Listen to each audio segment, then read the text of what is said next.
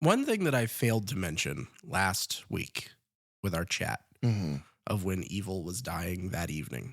Right. The mental patient who steals a car and then leaps to his death. Right. The umbrella man. Being chased by a angry mob. Yeah. For mob justice. He was prepared for any amount of rain, but he was not prepared for a mob in any way. No, he was not. That mental patient's name is Lance Tivoli. Okay. He appears in both Halloween 2018 and Halloween Kills. And he sadly passed away before the release of Halloween Kills. That's a shame. But his name, the actor's name, which really, I mean, he's not really much of an actor. This is like his role that he did. So the character's name is Lance Tivoli. Okay. And then his name is Ross Bacon. That's great. Yes. That's a great name. It is a great name. And you have a great name as well. Beans Morocco. Right. Bean Rocco if you're nasty. No, which everybody knows. Everyone knows that. But I will have to say, we received a comment on our YouTube channel. Okay. If you don't know, everybody listening out there on whatever podcast app you're using, we're also available on YouTube. So if you'd rather go over there and listen there, you can. Or like if that's easier at work and you want to listen to this show, YouTube it up. So we got a YouTube comment from @Von Cleot. Okay. I'm probably pronouncing that wrong, but as that would be an honor. If you've listened to the show, you know that I cannot pronounce anyone's names. Yeah, that's an honor for a fan of this show to get their name mispronounced by Derek. So, yeah. But he was informing us that Beans Morocco, who played the graveyard worker in Wes Craven's New Nightmare, sadly passed away in May of 2025. So both of these men, oh my God, have passed away. Sadly. Very recently, yeah. Now, things I will say. Firstly, that means we're in the clear to use both those names. Yeah, unfortunately, that is like a bit of like fingers across that like brow. Yeah, thank God, we're not getting sued. And secondly, you should all go check out that listener's artwork over on Instagram. He is somebody I followed for many years. I think we bumped into him maybe way back when we went to MegaCon Orlando. Oh, it was wow. like 2016. Okay. Yeah. But on Instagram, he is @TV Artworks. He's an artist based out of Bradenton. He does some really cool stuff, cool, nerdy pop art sort of stuff. It kind of looks like graffiti mixed with like neon lights and stuff. But I really like his style. And he apparently listens on YouTube and he leaves comments on most of the episodes. So start a conversation out there, guys. Yeah. So what I take from all of this is that Ross Bacon is that's what we're calling you now. Yeah. That's cool as fuck. Ross Bacon, because you want a little bacon in your beans. You know what I mean? It's delicious. Speaking of delicious, I decided that I was going to do this cold open about something different, but you said you had something that you wanted to say, so that's fine. And now that this is done, I feel like we need to move on to what I wanted to talk about. Right. For the cold open, which is Wendy's and how delicious Wendy's is.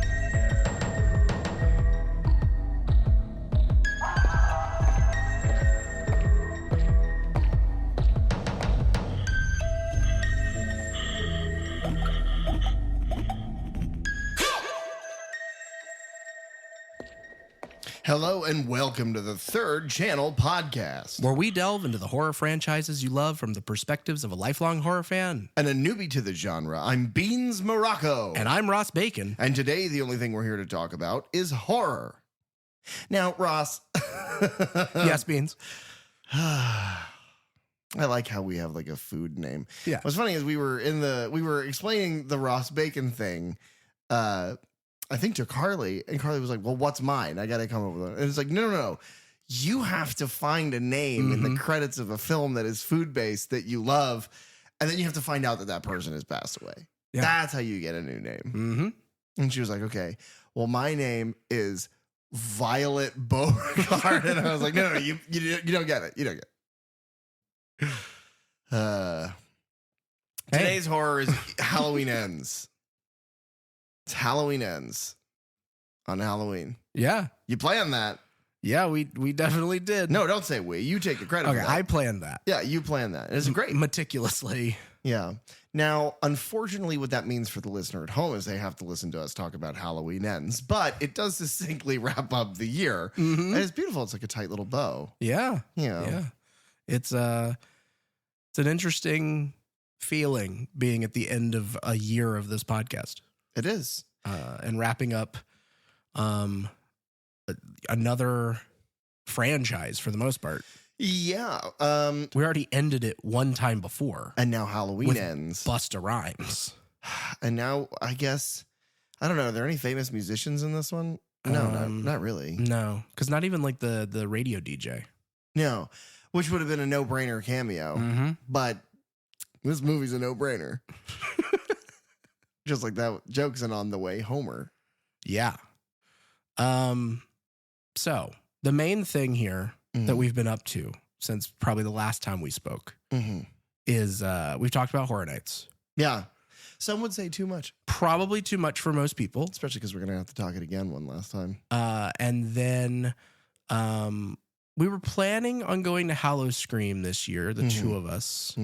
I made it. My ankle exploded. Yeah. Which is why if you've been on our Instagram at all, you'll notice that every picture that we have of me doing anything at this point is either on crutches or I am just zooming around in a rented wheelchair. Yeah.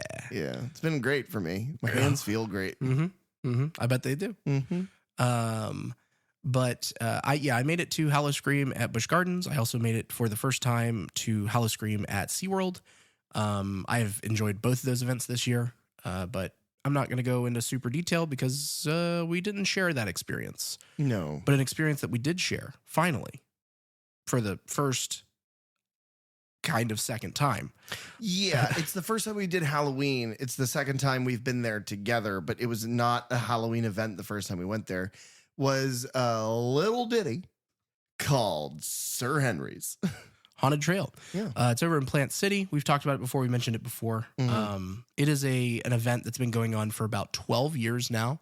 And they do a Halloween event. They do a Christmas event. They do a Valentine's Day weekend. And then this year they premiered their it's like a mid-season ghost town Western barbecue. It was early enough. I don't remember exactly when it was. It was early enough in the year that I needed a jacket. It was still like bristly outside. Yeah. But that one was fun. It was. And I've been going the last 2 years to all three of their previous events. But yeah, it is. It's grown up. I have friends who have been going for almost since they opened the gates. The same sort of group of friends that I typically go to for opening weekend of Halloween Horror Nights. If you're listening out there, Danny, Greg, Ryan, and Brittany, that's my Scream squad, if you will, or my... Yeah, just to be clear, it's Danny and Greg, not Danny Greg. Yeah. Though I know a Danny Greg. Wow. Yeah. I don't. I'm lying. What? I know. Classic beans, dude. But they've been going since almost the beginning, and they finally my work schedule changed around enough to where I could start going. So I make it every chance that I get because it's a really wonderful event. They've really grown up over the last few years. It's kind of grown up to be 4 attractions in total. You have 3 haunted trails, and then they added a haunted hayride within the last 2 years. And these are this is a homegrown haunt. You are basically in the backyard of a little subdivision on the side of the road. It's in between a subdivision and an apartment complex. So if you're in an apartment or the suburbs and you look out right now and you see forest, they built a Horror Nights in there. And we talked about this a while ago when we were talking about that ghost town experience. But yeah, it is. It's like, I mean, they have it. It is family, and so they have like kids that work it, and it's the scariest fucking thing in the world. Having like, and those kids have grown up a little bit, which is funny. But having like an 8-year-old pop out and scream like, "I'm gonna eat your body," and you're like, what? At one point, you and I were walking, and I was just like, "We're not in a house anymore.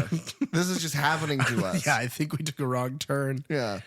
No, but it's great. The theming's really nice. The difference is with Horror Nights, the love and time taken to create all of these things, it's baked into it. You know that. You can take all that for granted. This, you can't. This is people making it kind of by the seat of their pants and going as they go. And it is just so palpable how much these people love it. All of their masked entertainers have such a good fucking time. There's characters within the haunted trails have such a good fucking time. The people who decorate and create the theming. There's a giant fucking pumpkin puppet right in the middle. I was hugely impressed this year. Yeah. Like, not that to say that I wasn't in the past, but like even just from last year's events to this year, it is hugely improved. Yeah. One of their haunts, they basically demolished, it seems, and built it again from the ground up. Which they have like a solid standing structure for it. Right. Which is cool. But then the puppet that you mentioned, I think that whoever is doing their makeup out there is phenomenal. Yeah. The masks and the appliances there are great. What I will say is that because this episode is Halloween, you can go tomorrow. Yeah, November 1st. That's the last day that they're running Sir Henry's. But if not, follow their socials. Yeah. Because then whenever they typically do Christmas, I think runs for like 2 or 3 weekends. And then Valentine's runs for like the Valentine's Day weekend. Not to mention, if you go to the event on Christmas, you can help kind of stop the war on Christmas. Yeah. And that's good. That's important. It's real. It definitely is happening. It not only is it happening, it's affecting all of our life. Christmas ends. You know, no, it doesn't. Now I'm going to get fucking death threats. Halloween ends. Only one of them will survive. I don't know who they're even fucking talking about. 4 years after the events of Halloween in 2018, Laurie has decided to liberate herself from fear and rage and embrace life. But when a young man is accused of killing a boy he was babysitting, it ignites a cascade of violence and terror that will force Laurie to finally confront the evil she can't control once and for all. It's like, I guess, if you're really loose about it, I guess that's what this movie's about, but it's not. Yeah. Because the Corey accidentally killing this child has nothing to do with Laurie. No. Unless you connect 5 fucking dots. The fact that there's a time jump, the fact that it's her granddaughter that is interested, the fact that she introduces her to the granddaughter, the fact that he gets bullied and harassed, the fact that he has like a weird psychosocial, like sexual relationship with his mom. There's a million pieces. So to be like, Corey kills a kid and then Laurie has to confront Michael. It's like, well, yeah, but that's the thing that I bump into the hardest with this movie is like, because people generally don't like this movie. Yeah. I go back and forth on it in weird ways, but my thing is I like all of the weirdness and I don't like just tacking on the end of the Laurie Michael Myers story. I am, and people who listen to this show know this, I am a fan of the game Dead by Daylight. I like that game. Somebody that I know of who plays that game, like on YouTube, kind of does Let's Plays and build videos and whatnot, is a guy called Spooky Loops. But he has a video that is, it's like how Halloween ends ruined Michael Myers. Everybody made that video. And it's like, they made him a bit. Why does he get beaten up by Corey in the sewer? Why is he like why does he get stronger when he kills people? Is he like supernatural? Like what is, and it's like, yeah, well, that's the point of the character. Number one is that you don't know that if he is or isn't. Right. Everyone thinks he is, but the argument could be made that he's just a guy, and everyone in Haddonfield just it's an alternate universe where everyone's internal organs are the size of the palm of your hand, and that there are feet-long spaces in your body where there are no internal organs. So if you get shot 6 times, you have a pretty decent chance to survive. Oh, okay. I didn't know where you were going with it. I thought it was going to be like a Grinch thing, and his heart was going to grow 3 sizes. So, but when it pans into in the original Grinch, and you see the microscope, and you see his little heart, all of your organs are that little. Okay. You only eat like a bite of steak a night because it fills you up. But your body is human size, so you get a lot of empty space in there to get shot by psychiatrists. But he does all of the classic tropes about why this movie ruined the character. Mm-hmm. I don't give a fuck about that at all. If you took Michael out of this movie, it would be way better. Yeah. It would be so much more interesting if this wasn't about Laurie Strode. If this was just about like a cool biker grandma, like a cool badass grandma. Mm-hmm. And her granddaughter, who both like say that the Karen character, the one in between, Judy Greer's character from the last 2 movies, what if she gets murdered in some way? The 2 of these women share a PTSD. They meet this boy who's done this horrible thing by accident, and slowly they start to see that murder in him. And it's like, oh shit, what have we let into our house? Way more interesting horror movie than, and also there's a subterranean sewer dweller, and that's a 70-year-old Michael Myers. Yeah. He's living in a crack in the wall. A crack in the wall and a crack in the floor. Mm-hmm. He loves crack.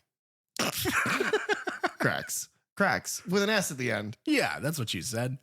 Halloween Ends was released on October 11th, 2022 at Beyond Fest, which is a genre film fest. I think it takes place in LA. Is this a normal thing? All 3 of these movies have been festival premieres. They just all did. Because, I mean, a lot of the other ones didn't have that sort of thing. I guess that's just how they kind of got it out there. Because most movies that we talk about just come out. Mm-hmm. Yeah. Pretentious. This one came out theatrically in the U.S. A few days later, October 14th, 2022. Again, directed by David Gordon Green, written by Paul Brad Logan, Chris Bernier, Danny McBride, and David Gordon Green. It's produced by Malik Akkad, Jason Blum, and Bill Block. Again, a ton of the people who worked on Halloween 2018 also worked on Kills, also worked on this. So we're not going to end you with all the people and their credits again. I'll just say the cinematographer is again Michael Simmons, and the editor is Tim Alverson. The budget for this film is $33 million. That is up from the $20 million that Kills was, which was double what the $10 million of 2018 was.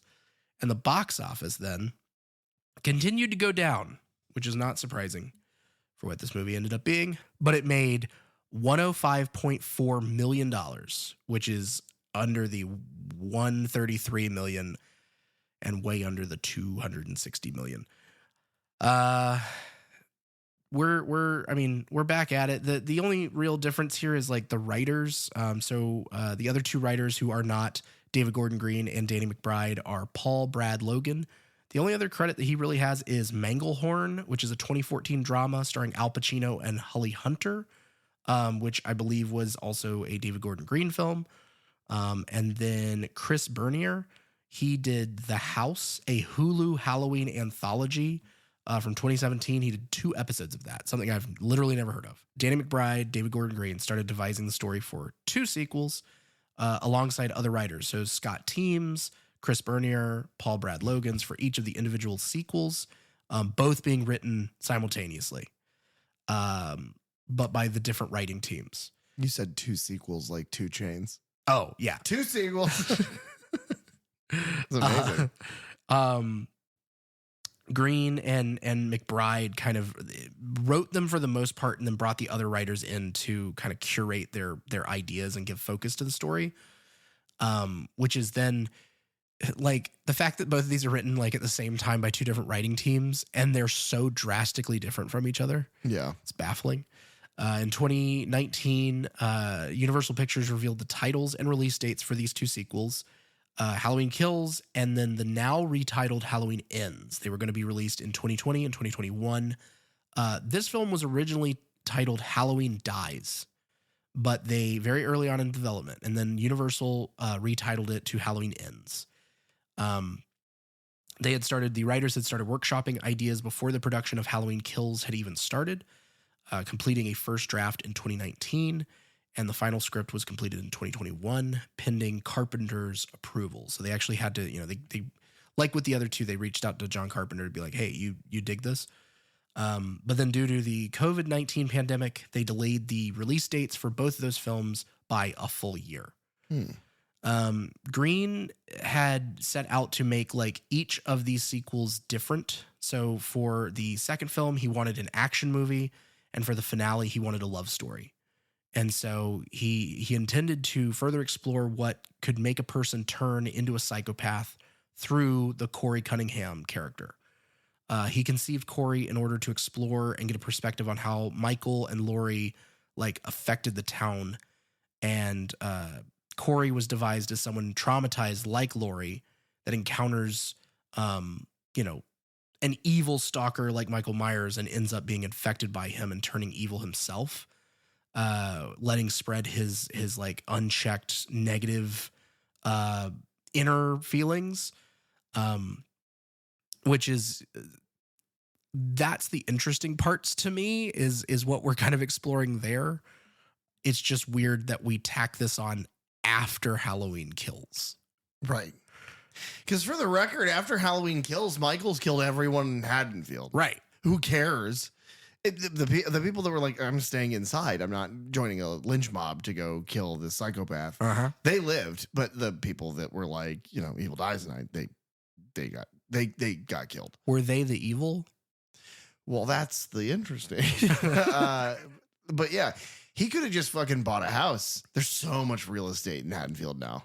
Oh, that's a good point. Yeah, there's a lot of jobs. You could be a firefighter or a cop. There's hardly any of those left. And you can move anywhere you want. The old Myers house. That's a good place. The Johns are dead. Yeah. Little and big. Move back. Michael.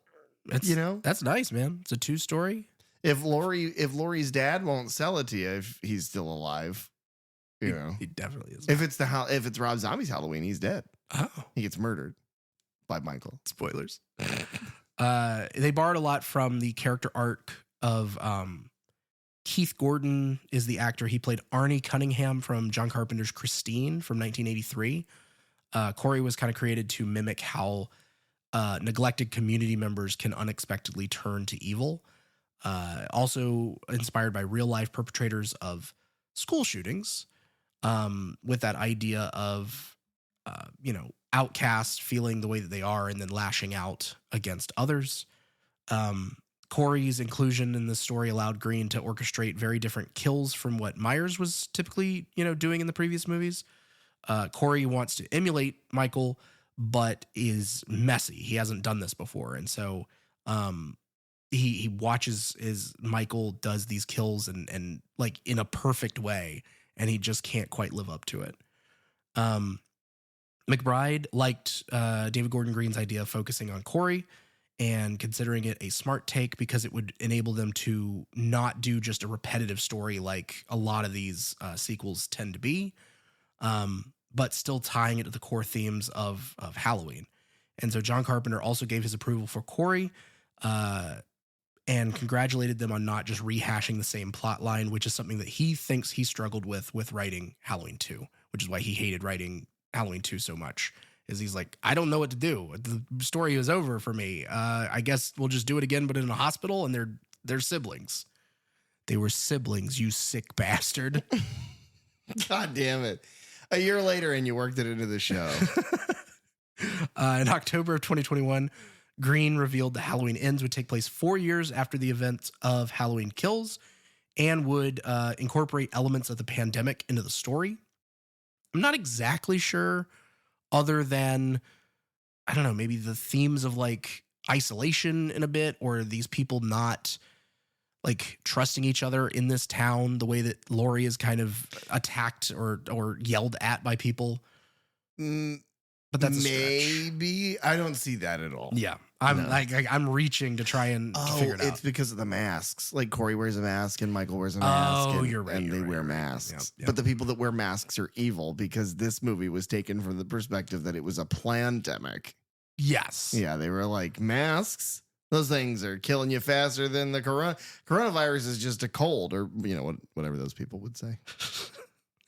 Jamie Lee Curtis claimed that the film would be shocking and would make people very angry, which she was not wrong. And then Akkad stated that ends would be more contained than kills.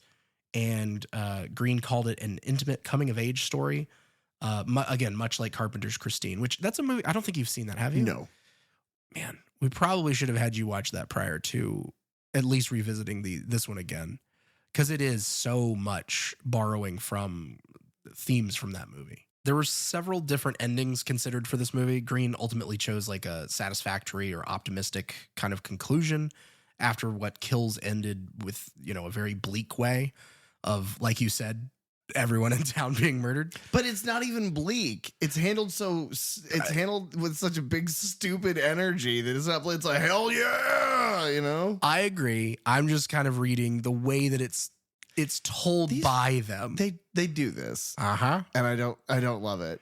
I don't love how Kills is really, it's like a love letter to action, and it's really like a smart way to take it. It's like, no, you didn't write any dialogue. You threw every single person that's ever been in this franchise into one movie at the same time to bank on nostalgia, and you guys crapped out a shitty horror movie. Yeah, we tried a lot in this one. We really tried to bring in themes of like the pandemic and it's a love story. No, it's not. It's barely a movie. You idiots. Now I'm harsh and a cynic, but oh well. They can't all be Jason X. The original ending of the film. Now, this was just kind of recently revealed by Jamie Lee Curtis in a book. I believe it's a book called The Horrors New Wave, 15 Years of Blumhouse. Yeah, she was writing it in the movie. Oh, right. Right. But it came out in October of 2025 and previously alluded to by Green back in 2023 in an interview. But the original ending had Laurie and Michael's final battle in a mask factory, which produced Michael's iconic mask, similar to the silver shamrock masks from Halloween 3, Season of the Witch. And the underlying theme that we are all monsters if we put on Michael's mask. But that was scrapped for being too meta. I have a Michael Myers mask. I have been Michael Myers to Halloween parties and to just hanging out in the house sometimes. Sure. I've never killed anyone. I've never put that mask on and been like, God, I gotta get it out of my system. I don't know. And also, it still begs the question: if there is a factory that's making those masks, what is that mask? But filming officially began in January of 2022. They shot this one in Savannah, Georgia, under the working title of Cave Dweller. Get it? Yeah. Jamie Lee Curtis, she did her filming scenes from January 25th to February of 22nd. So about a month is all her shooting was. And then the last showdown was, and I was watching some of the special features on the 4K, and the last kind of showdown fight that they have in the kitchen, I mean, they really worked, but it was kind of assembled and reassembled throughout the filming. And she wanted it to feel real and not like, quote, a movie fight. But it because of just different things that they had done, different drafts of the script, it kind of forced the stunt team to try new things occasionally. And then that creates continuity errors in the process and having to then shoot more things later and shooting things multiple times and whatever. But so filming concluded finally in March of 2022. But that's an example of what I'm talking about. I don't want the fight scenes to seem like movie fight scenes. You pin him to the table with kitchen knives and you throw a refrigerator on him. What are you talking about? It doesn't seem any more real than any other time somebody's fought him. Yeah. And I don't know exactly what she means by that. Of just like, there's moments where, he'll throw her on the ground and then she'll kick his knee out from under him.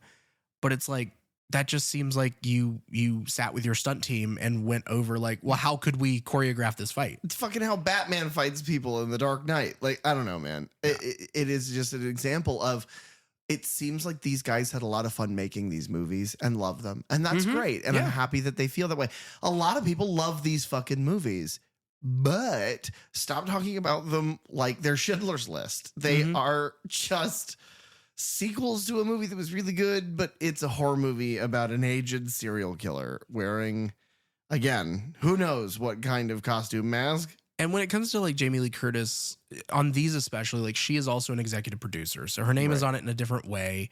It's her character that she's finally like saying goodbye to for the 5th or 6th time. For how long? It's any day now that they announce it. Yeah. They announced the game. Uh-huh. You know, they're going to be like, No, they'll wait like 10 years. you're like, well, you know, we're doing games. Movies are an untapped market. We should make a Halloween movie. It's a good idea. Say that again. They did a bunch of reshoots, but mostly they had done like a test screening for Ends to see if it engaged audiences or not. That's what he's done with all these movies. And so after several test screenings, the original final fight between them was kind of reworked, discarded, done again. And then with those scenes only being like shot up to 4 months ahead of the film's premiere. So they're kind of working to the last minute to get this thing done. Oh, is that why the ending of this movie, even though the movie feels like two movies competing to be the one in charge of the body, is that why the ending feels even more disconnected? Just and tacked feels on. like, yeah, it feels like, and then, you know, Corey's in the house. Oh shit, I didn't mean to say that. That's fantastic. That was completely unintentional. Corey's in the house and Laurie's there, and then he dies, you know, and we'll go over how, but he dies. And, you know, you hear like somebody approaching the door and and then the credits roll. And then they fell asleep that night, those characters. And then they dreamed this because it's the actual ending to this movie is so fucking. It is also the thing. And again, we'll get into this, but it's also the thing of like, if the movie ends this way, that means the whole movie was pointless and we didn't need to know what happens. Right. The way the film ends and the way the town gathers together, the way that Allison and Laurie's story together that we're watching ends, Halloween ends, the way it ends, we don't need to know who Corey is at all. We don't need to know what happened to Jeremy. We don't need to know any of that. All we need to know is that they got him. You know, they got that cave dweller. They did get him. He couldn't eat any more rats or dogs because they got him. But yeah, no, you're not wrong. Because they wanted something for the end. They wanted something more grand. As though this is where this series is going to end. Yeah. Well, like anyone fucking believes like, oh yeah, they made Halloween Ends in 2022. So we can never make another Halloween movie because it ended. They said.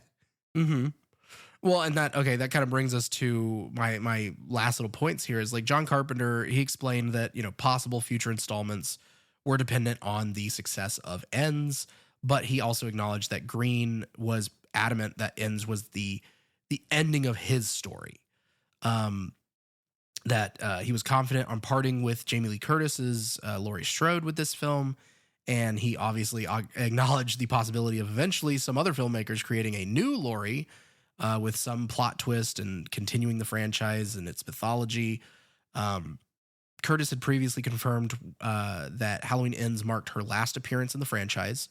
And Jude Courtney, he likewise affirmed to Screen Rant that he feels that he is done with the franchise due to his age. And he was happy to go out kind of on a high note for him as Michael.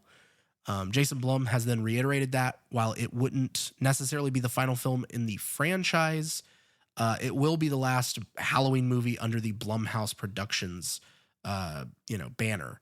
The IP, the intellectual property rights reverted back to producer Malik Akkad following the release of Ends. And then October of 2025, Blum confirmed that Blumhouse effectively no longer owns the rights to make any more Halloween films, though he personally would love to have another crack at that franchise. Which is funny because I think that's probably the biggest studio for horror that will be able to do anything with that. Yeah. Because I mean, they are the MCU of horror. They are the Disney. It's when you have horror franchises that are picked. It's like maybe A24, but even still, I mean, I'd be interested to see what A24 because they have a very specific sort of style and producers and directors that they like to work with. Very much the Huffington Post of horror films.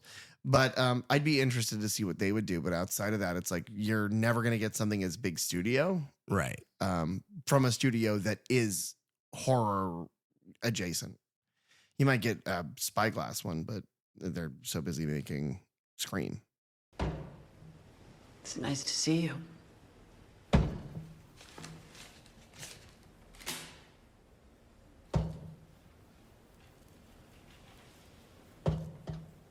You know, there are two kinds of evil. There's the evil that exists as an external force that threatens the well-being of the tribe. Survival depends on understanding and awareness and fear of physical threat to our daily lives. The other kind of evil lives inside us, like a sickness or an infection. It's more dangerous because we may not know we're infected.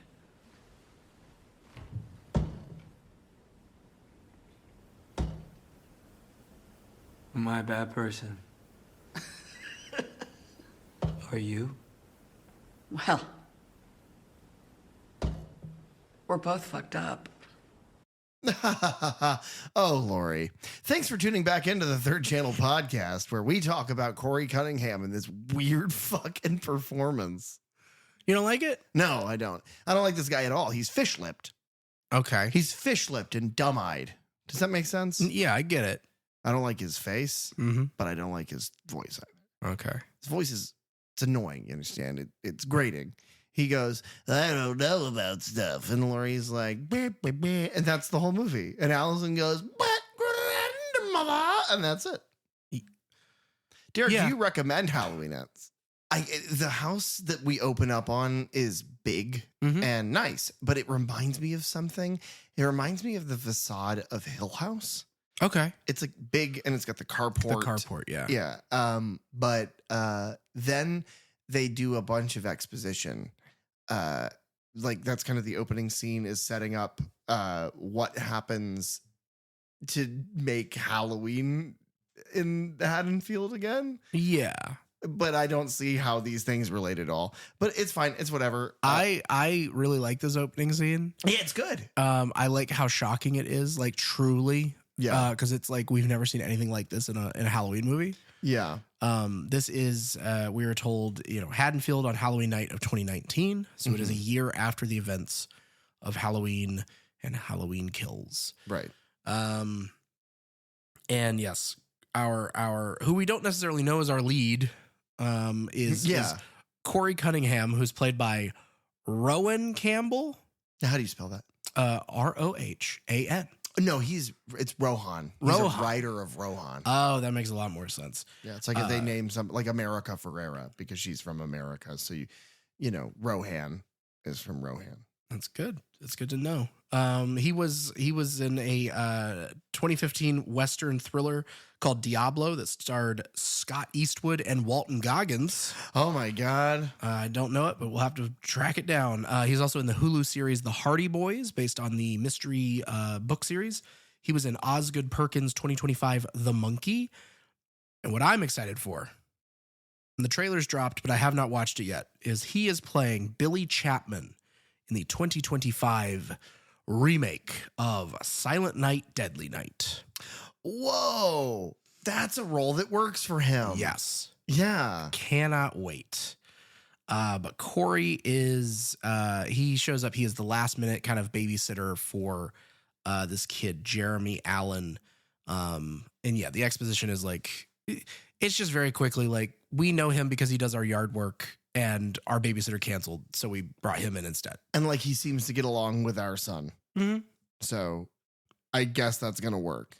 The Allens, they don't really play into a whole lot of things here. Mrs. Allen is played by Candace Rose. She plays Chrissy's mother in Stranger Things season 4. And then she was in She-Hulk Attorney at Law as Aunt Melanie. And then Mr. Allen is played by Jack Williams Marshall. He is basically just a TV actor. Okay.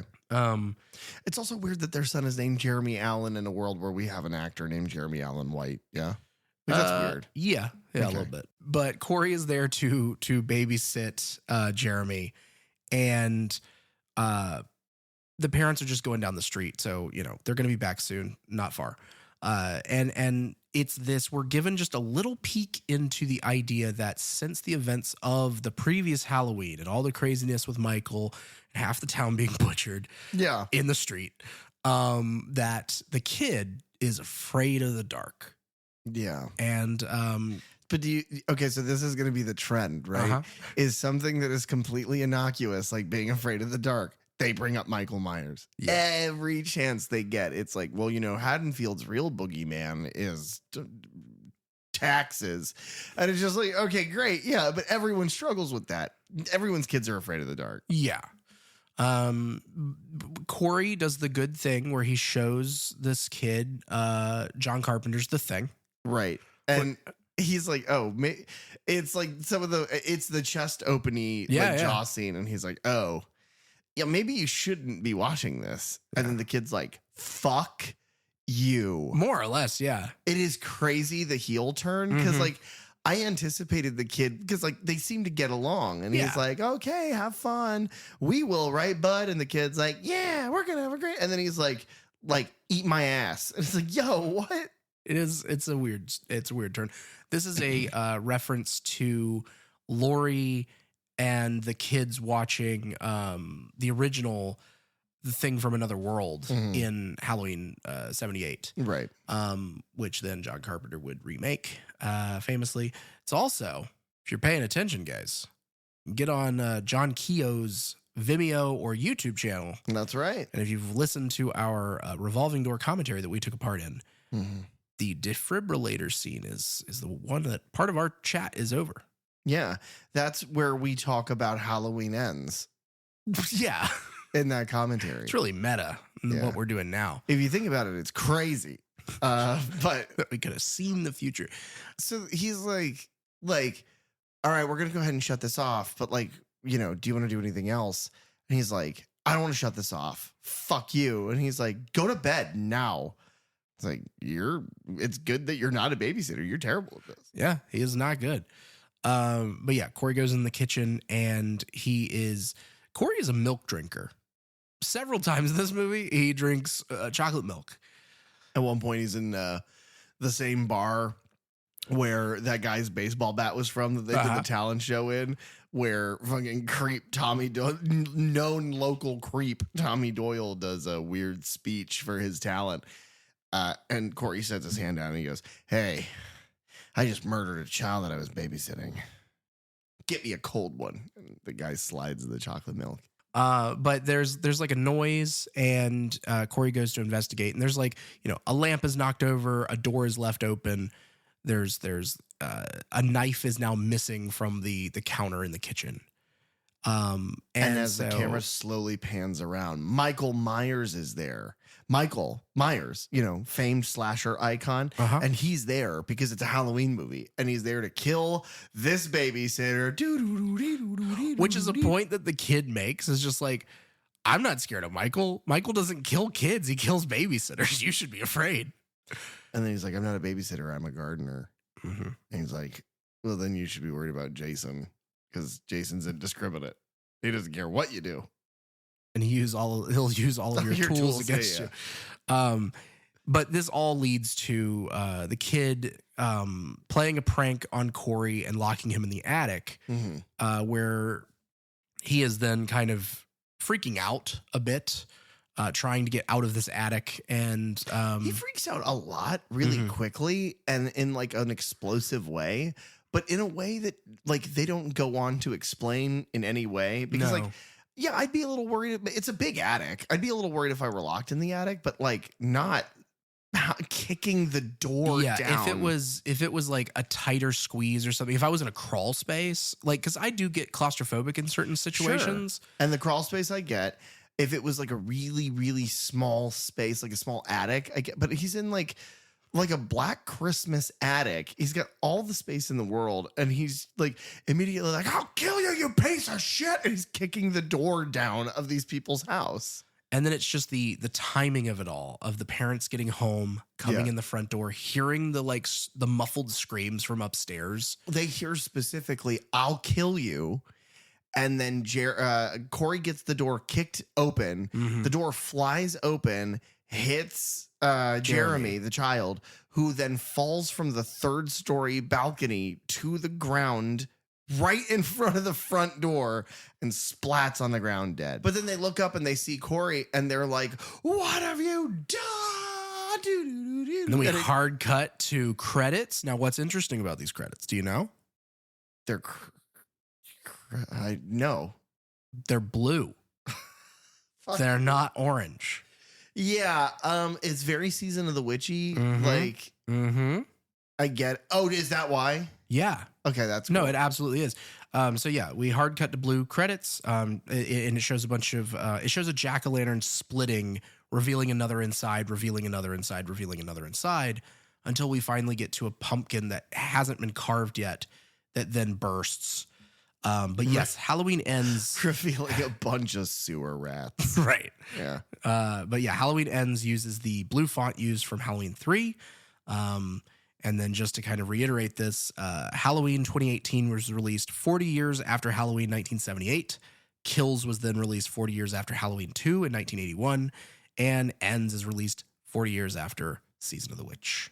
This movie is no Halloween 3 Season of the Witch, though. No, but It could have been. But that's what I like about it, is that it's almost as if they were trying to do something so drastically different from the other two as an homage to Season of the Witch being an anthology. You can't include Michael. That's the rule. I know. You have to have Tom Atkins in it. Right. And his Which wiener. that is, I think, their biggest mistake in this movie. I like the... There is a doctor who preys upon a younger nurse. Right. And they don't have him played by Tom Atkins. The way that doctor makes love, he could have just, kissed breasts exclusively. Mhm. Zero penetration. Yeah. Zero lovemaking. Uh-huh. Just breast kissing and sucking, because That's what Dr. Chalice does. That's what he wants. That's what he needs. It's what plants crave, but by plants I mean Tom Atkins. Dr. Chalice. Yeah. Then we immediately follow this up with like a montage of footage from both Halloween 78 and Halloween 2018. Yeah. And then eventually Kills. Narrated by, again, that feels like they did all that at the same time that they did the ending scene, and they were like, well, we need to have established that. Yeah. We need to wrap all this up. Yeah, so do you guys we'll tack remember it on. the earlier movie that happened 40 years ago and then the other one that happened like 4 years ago? Yeah. Laurie Baggins is working on her tale. Oh, that's good. There and back again, a Haddonfield tale. And she is telling the story through narration about, long ago, I survived a murderer in a white man's mask, and all about this weird shit. It is, it just gets an eye roll from me. Every time they do this and they revisit this to tell the same story, it's you called it second screen syndrome, Mhm. where it's like, yeah, we fucking know. Why are you talking to us like we are this stupid? Who is entering the franchise on Halloween Ends? That seems like a good place to start. It's called Ends. Yeah. Why? How do you get confused and go, well, this one? It's like, no. Any of the earlier ones, not 3 though. You'll blow your load and just be too exhausted to watch the other ones. Your damn pants. But yeah, a lot's changed in the last 4 years in Haddonfield. Laurie gave up her insane woman, strung out, living in the woods, Living off the on land. a compound. Yeah. She bought a house. Uh-huh. She lives with Allison. She puts Yeah. up Halloween decorations. Yeah. Allison's mom is still dead. Yeah, that is true. In case you were, that is how they handle the cliffhangeriness of like, but is Karen really dead? Did Laurie really like pick up the phone and it was Michael? Like, what happened? Well, that Yeah. was just in the extended. Yeah. But still, even at the end of the original, it's like it's a this is little what ambiguous. and we talked about this already, but it's like Laurie doesn't feel like the same person, and it doesn't feel like a person if for 40 years you became this hermit that is trained with guns and you have built traps in your house, and then the thing happens. And really quickly. and you get the guy. Really quickly, you build traps in your house for a man who is incarcerated, locked behind giant compound walls, chained to the floor every day. Mm-hmm. And then you're like, I'm giving all that up. When he kills every single person in your neighborhood and vanishes And he gets into the away. night. He murders your daughter and then it's like, no, that's when you build the compound. Right. It doesn't make any sense. No. None of this makes any sense for her character. We get these, I like parts of this little montage here because she's talking about how, like, you know, after Michael disappeared, then Haddonfield like tried to find a new boogeyman to Right. put this on. And so obviously the year afterwards, you get the thing that happens between Corey and Jeremy. And he is taken off by the police, but then it's, you know, proven that like, oh, this was an accident, but he's still an outcast from the rest of the town. But then you get like, you know, there are Hawkins finds a dead couple in a car, and he's like, well, no, Michael doesn't use guns because they've been shot clearly.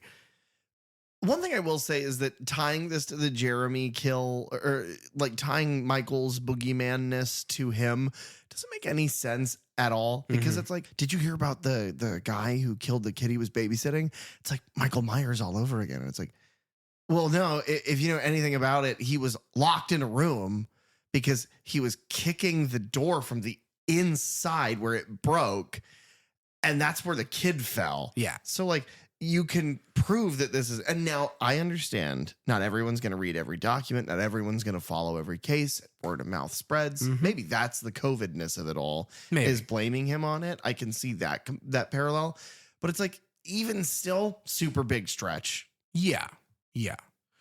Agreed there. But also in these 4 years where she's become a completely different person, she's also, her Halloween tradition is to make a pumpkin pie from scratch. And it's like, you mean the last 4 years you've created this tradition? Yeah, she says that to Allison. The other thing is like, that's not your fucking tradition. Right.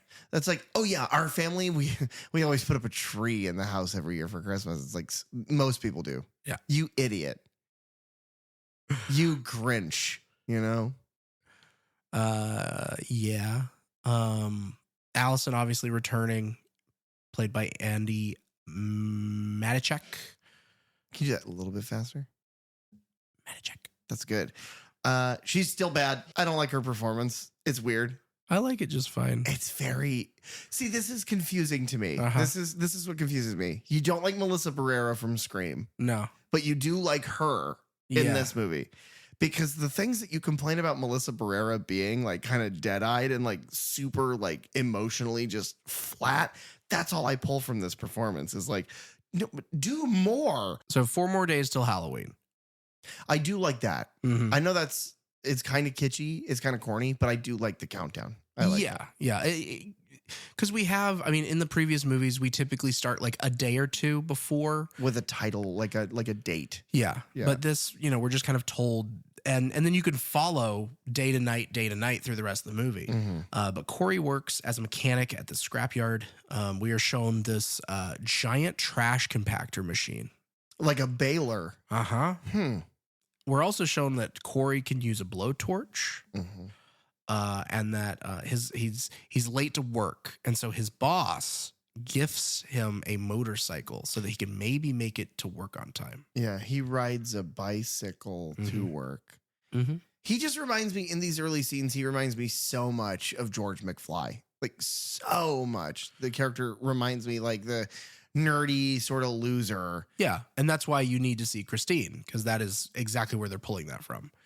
Is the outcast, the loser, the nerd, and he gets this car that then becomes his like life, and then it's the things that he takes on from this car and the terrible things that have gone on in it.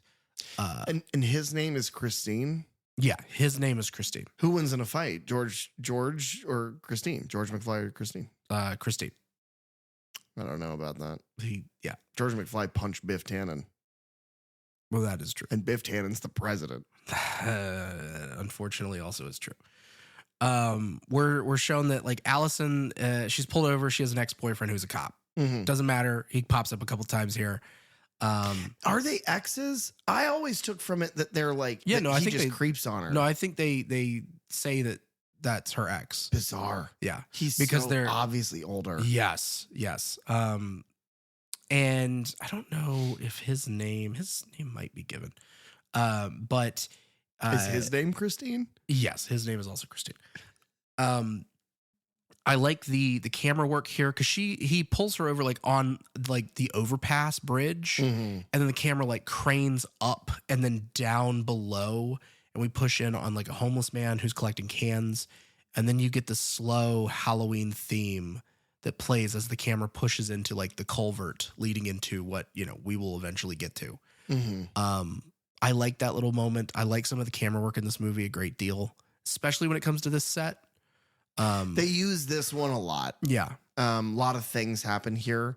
Something that I'll say about this movie, and I pointed it out in our second watch through of this movie, is, and I didn't have the words to describe it. You gave me the word of needle drop. This whole soundtrack is just other people's music. Yeah, it is because even the opening of the movie is like over the Universal logo and the Blumhouse logo, which I think for the first time, at least for these films, is the one that has Michael standing in the woods and you push in through the house and all the other, people from Insidious and The Purge. But it starts with like the Willie the Kid, WURG or whatever. The word. Yeah, like radio station. And so like you kind of get these radio music needle drops throughout the movie to kind of punctuate, and the song titles are like, oh yeah, that's what's going on in the scene, and it's like, yeah, we get it. I don't want that in a movie who part of the defining traits that make the first one so perfect is the score. Yeah. From a director whose entire thing is he scores his own movies with these really brilliant soundtracks. It's like, could you not? Could you just, even if you don't use the original Halloween score, he's there. Right. And if you're doing like we're going weird and going somewhere else like Halloween 3, Carpenter still scored Halloween 3. Right. And it's good. It's synthy. It's weird. Just do that. But no, it's Guardians of the Galaxy. Yeah, except bad. Every movie's Guardians of the Galaxy now. Every movie is either Guardians of the Galaxy or Insidious. Yeah. Yeah. But as nerdy as Corey might be, he's still picked on by school marching bands from high school. I think it's just because they could, I think the trope of the high school team is tired. Yeah. So you got the kid in the Letterman jacket who pulls up in the fucking convertible, and he's like, I'm a trombonist. I'm a flautist. Do you know who that is? No. So that character's name is Terry Tramer. Oh my fucking God. Seriously? He is Ben Tramer's grandson. How is that possible? Ben Because- Tramer got exploded by an ambulance. Not in this timeline. No, but the thing is that Sheriff Brackett figures out that Annie's dead. And that happens around the same time. But So- that's in 2. Right, but what I'm saying is that we know that he knows that she's dead. Right. He doesn't Okay, live yeah, to the ripe old age of being a security officer at a hospital. That doesn't happen without him finding out that Michael killed his daughter. So we know that he goes and discovers that. We know that. Okay. Which means that we know that Ben Tramer was crushed in an unintentional vehicular accident. Okay. That's fine. Because I'll go with you there, because I believe in Halloween Kills, they use footage from Halloween 2 when he's talking about finding Annie's body. That's what I'm saying. So we know that happens. So that means that Ben Tramer Right. must have already impregnated someone Right. moments before he died in a fiery accident. He's walking away from that party in that stupid fucking Michael mask. And he's like, dude, I totally didn't wear a condom. He just gets destroyed. And the last thing he says as the car, like the grill has touched his skin, but hasn't impacted him yet. And time slows to a crawl. His life flashes before his eyes. He remembers busting that nut. And the last thing he says is, the Tramer name will live on. And he's crushed into the fucking ambulance. Yeah. He is played by Michael Barbieri. He was in Spider-Man Homecoming. Was He he? played Charles Murphy. I don't know who that is. I have no idea. And he was also in 2017. Charles Murphy, like Eddie Murphy's brother. Yep. That's crazy. He was also in The Dark Tower. Oh God. Stephen King film. Oh God. We saw that in theaters. We did. It was not good. His girlfriend, Margot, is played by Joey Harris. She was in 2024's Lisa Frankenstein. Billy is one of their other bandmate friends. Is played by a artist and actor who just goes by Martine, just a single name. Oh. But he was in 2024's Freaky Tales with Jack Champion, which is a name from our past. Scream 6, Ethan. Oh, Jack Champion. Uh-huh. And then the other person in that group is Stacy, played by Destiny Monet. She was in Harriet from 2019, which also starred Omar J. Dorsey, who plays the sheriff in Haddonfield in these films. Weird. That's the connection. The big hat guy. They try and get him to buy them alcohol because Yeah. they're high school seniors. And he's like, nah. And then they bully him, and then they realize who he is. It's like immediate. They're like, hey, can you do this? And he's like, no, I'm not really comfortable with that. And they're like, please, come on, man. You'd be really cool. And he's like, no. And then he's walking away. And then it's like him saying no is what clocked it Yeah. with them. And they're like, oh, you murdered that child. And he's like, oh, God. And he's trying to get away from He's him. drinking his milk, running away. Yeah. But yeah, they end up like basically Laurie comes along and kind of saves him. Mhm. And She shoots the kids. she might as well have, because then she's like, after she kind of shoos him away, because they make this, they call them both, they use the term like a psycho meets a freak show. And then Laurie asks whenever she shoos them away of like, are you the psycho or are you the freak show?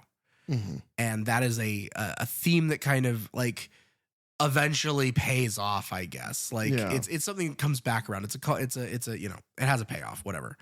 But he is hurt in this scuffle, and so she takes him to the hospital where Allison works to get his hand stitched. Like this is how we're introducing everybody. This is Yeah. their meet cute. Hey, you think this guy's cute? I just watched him get his ass kicked by high school band geeks.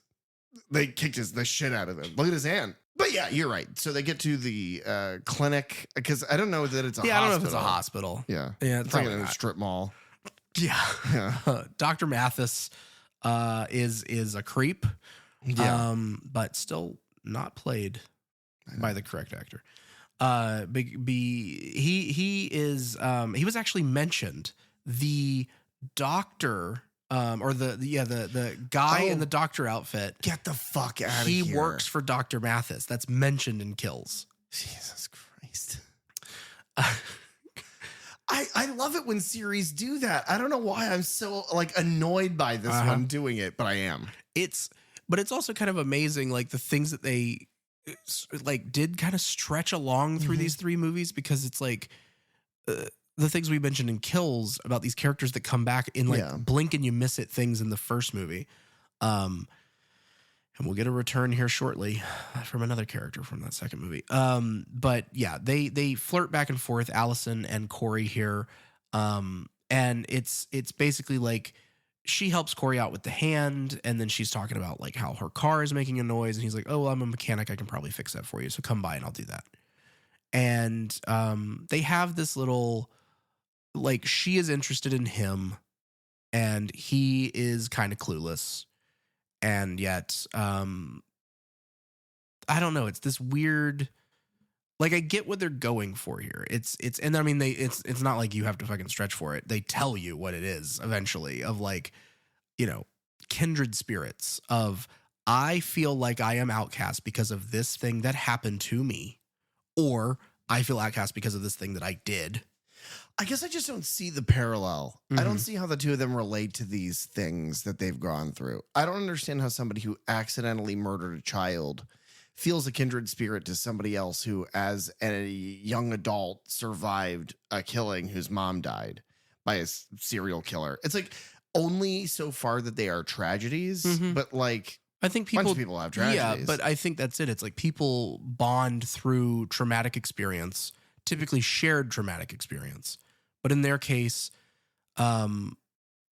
his being an outcast and seen as, oh, you did this thing on Halloween night, somehow in the minds of the people of Haddonfield, who are, again, from what Laurie was saying earlier, are looking for a new quote unquote boogeyman. They're looking for something that They're looking for a new one. they're looking. They never found the old one, but they No. just gave up. But they're looking for somewhere to put blame. Sure. I get that. And I can see how the Strode family, having survived it all, is like a beacon for the weirdness, like a target for it. So I can see. Okay. And all I right. think Laurie is after the events of Kills and seeing where it finally got them in all of this, that like maybe she does need to chill out a bit. And like maybe Michael is just gone. Maybe he has disappeared. We haven't seen him in 4 years. Now, why, after you've barricaded yourself for 40, would you then change was 10% overnight? Yeah. That doesn't make any sense. On a longer timeline, maybe I could understand. Well, she burned the goddamn house to the ground. What was she going to do? Go build it again? She has no budget. She spent all her budget on weird swords that And come out of the ground. That mannequins. Yeah, swords and mannequins. The whole house was swords and mannequins. We get this scene of like him teaching her how to ride a motorcycle and back and forth. But yeah, it's just this flirty kind of meet cute thing. Yeah. Whenever Allison goes back home, Lindsay is there because Lindsay pops up a few times in this movie. Yeah. Having survived Kills, being the only one. If for some reason you, like people that I was just disparaging, started listening to the Third Channel podcast on an episode that has ends in the title of it, and you don't remember what happened in the last one, Lindsay Wallace is the child from the first one that Annie babysits. The first one from 78 that Annie babysits. That same actress is still just farting around the Halloween franchise and is in both Kills and this film. Yep. And she survived. And now she runs the bar that the Halloween party is in later. But she's doing tarot here to give us another theme of the death card for Allison representing the end of something and then the fresh start of a new thing. Yeah. And so they take it to mean, oh, your relationship with that cop ending, and maybe this Corey guy is your new guy. Yeah. For the record, I wasn't doing a bit earlier when I said that he goes to the bar where the baseball bat comes from in the talent show, because it's in this movie. I don't know if it's supposed to be the same bar. It's not. It looks the same. I don't know. There's only one bar in Haddonfield. Yeah. There's a one very gas small station, town. one bar, and one little bridge. Yeah. That's all we're shown. Yeah. Over and over again. Corey's boss is revealed to be his dad or maybe his stepdad. I don't know.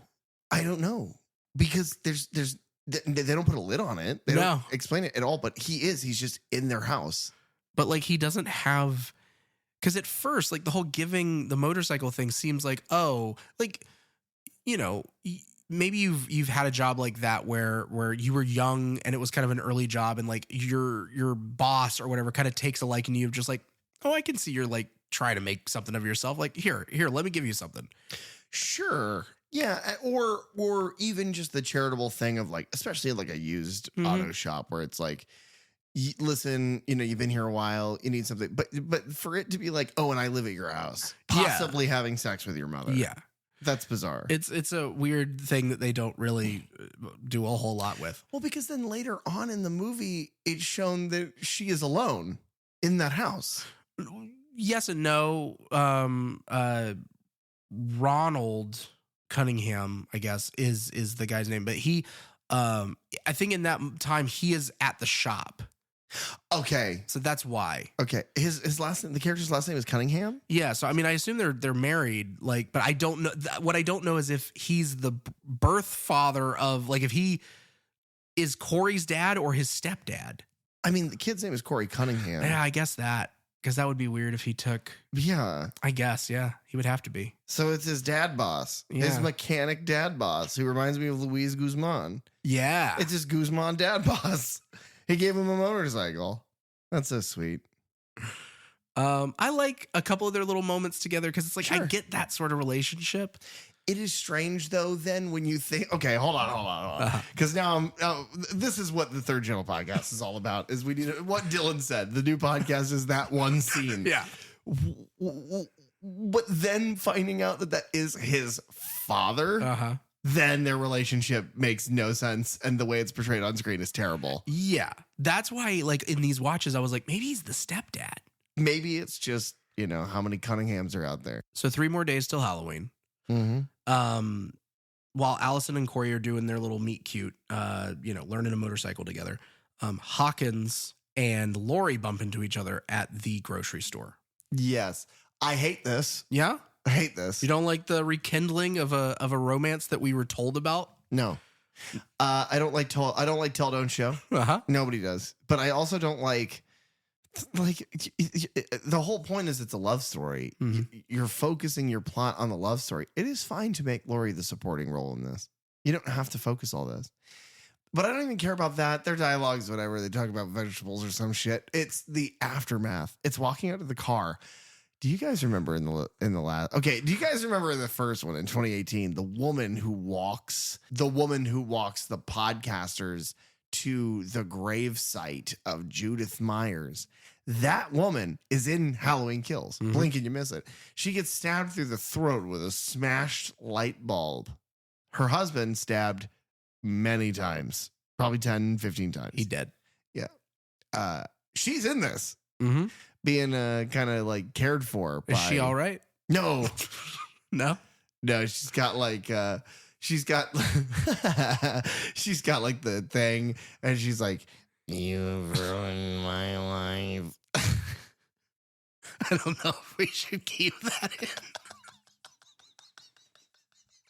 How many people do you know have to use that after a tracheotomy? How many people I don't. I don't know. I don't know anybody either. So leave a comment below if you know somebody that shouldn't listen to me do that bit about the robot tracheotomy voice. But Sandra is that character's name. Yeah, Sandra's not doing great. She is mute, Yeah, being cared for by her sister, yeah. who holds Laurie responsible for what happened to her. Which makes sense because in the long run, they live basically in a trailer next to the Strode compound, Mm-hmm. which they just see burned to the ground. And then immediately after she is attacked. So like they would have zero reason to not blame her. Normally I would be like, well, why would they think it's her? But it's like, no, there's a pretty good reason that they think it's her. Okay. Also, yeah, you're right. It turns out all the being mute and whatnot is because when you get like a fluorescent light bulb tube shoved into your throat, it damages shit on the way in and out. Yeah. Especially if you get twisted a little bit. Which he did. He did. She should be dead. Yeah. Like there's zero But so should justification. Hawkins. Yeah. Yeah. Oh, so everyone in the Oh, is this one of those where it's all happening in Laurie's head? Oh, and Allison died too that night. Evil died tonight. Mm-hmm. Okay. I think we're figuring this out. If anything, we're coming up with a really stupid fan theory that we should post about. Yeah. Move to a place where people will immediately downvote us into oblivion You guys like fan theories? about ghost characters. Allison and Corey go to the Halloween party as a cat and a scarecrow. Really quick before we leave the grocery store parking lot, you said that they blame Laurie. Yeah. That's the theme. Laurie is the freak show. Everyone fucking blames Laurie. You brought him here. You keep him around. We can't move on because of you. Mm-hmm. Fantastic. Anyway, Halloween party. Yes. So they're dressed as a cat and a scarecrow, and this is where Lindsay Wallace is dealing drinks. Yeah. Nick Castle has a cameo here. Does he? He is the flasher who says, "See anything you like," which is a reference to what Linda says to Michael dressed as the ghost Yeah. in 78. Bizarre. But yeah, that's Nick Castle, baby. And you see his penis. Yeah, you do. It's huge. But this is just like, their first date sort of thing where they're dancing and they're finally like, he is able to let loose for the first time and enjoy some semblance of life that he hasn't been able to in now 4 years. He ends up bumping into Jeremy's mom at the bar. This is horrible to watch. Uh-huh. This is why? No. Because I have my reasons. I think it's horrible in a good way. Okay. It's horrible in a believable way that it is immediately, she is so horrified and furious and it's all of this emotion. And it's like, oh, so you just what? You get to have fun? And she's clearly drunk. Mm-hmm. And it is just like, oh my God. It is the thing of like, very little shakes me at this point. There's two things in this movie that shake me. The first thing is this, and the second thing is at the very end, because I can't deal with wrist slitting. Ooh, yeah. But no, I'm like watching through my fingers, like, please leave this kid alone. And it's terrible, man. Yeah. The reason I don't care for it is because the sound mix for this is god awful. They're in this club and the music is like pumping, but like, unless I had subtitles on, I could not hear what she was saying. Here, let's try to reenact it. Ready? Oh yeah, you. How dare you? Fuck you. That's how we should just say that from now on. But because of this interaction, he storms out. He like stumbles out. It's like it is. Yeah, I feel bad for this character in this one moment. Mm-hmm. Well, and it kind of mirrors Laurie storming out of the restaurant in Halloween 2018, and then Allison following her, now following him out into the street, basically, where they have this back and forth.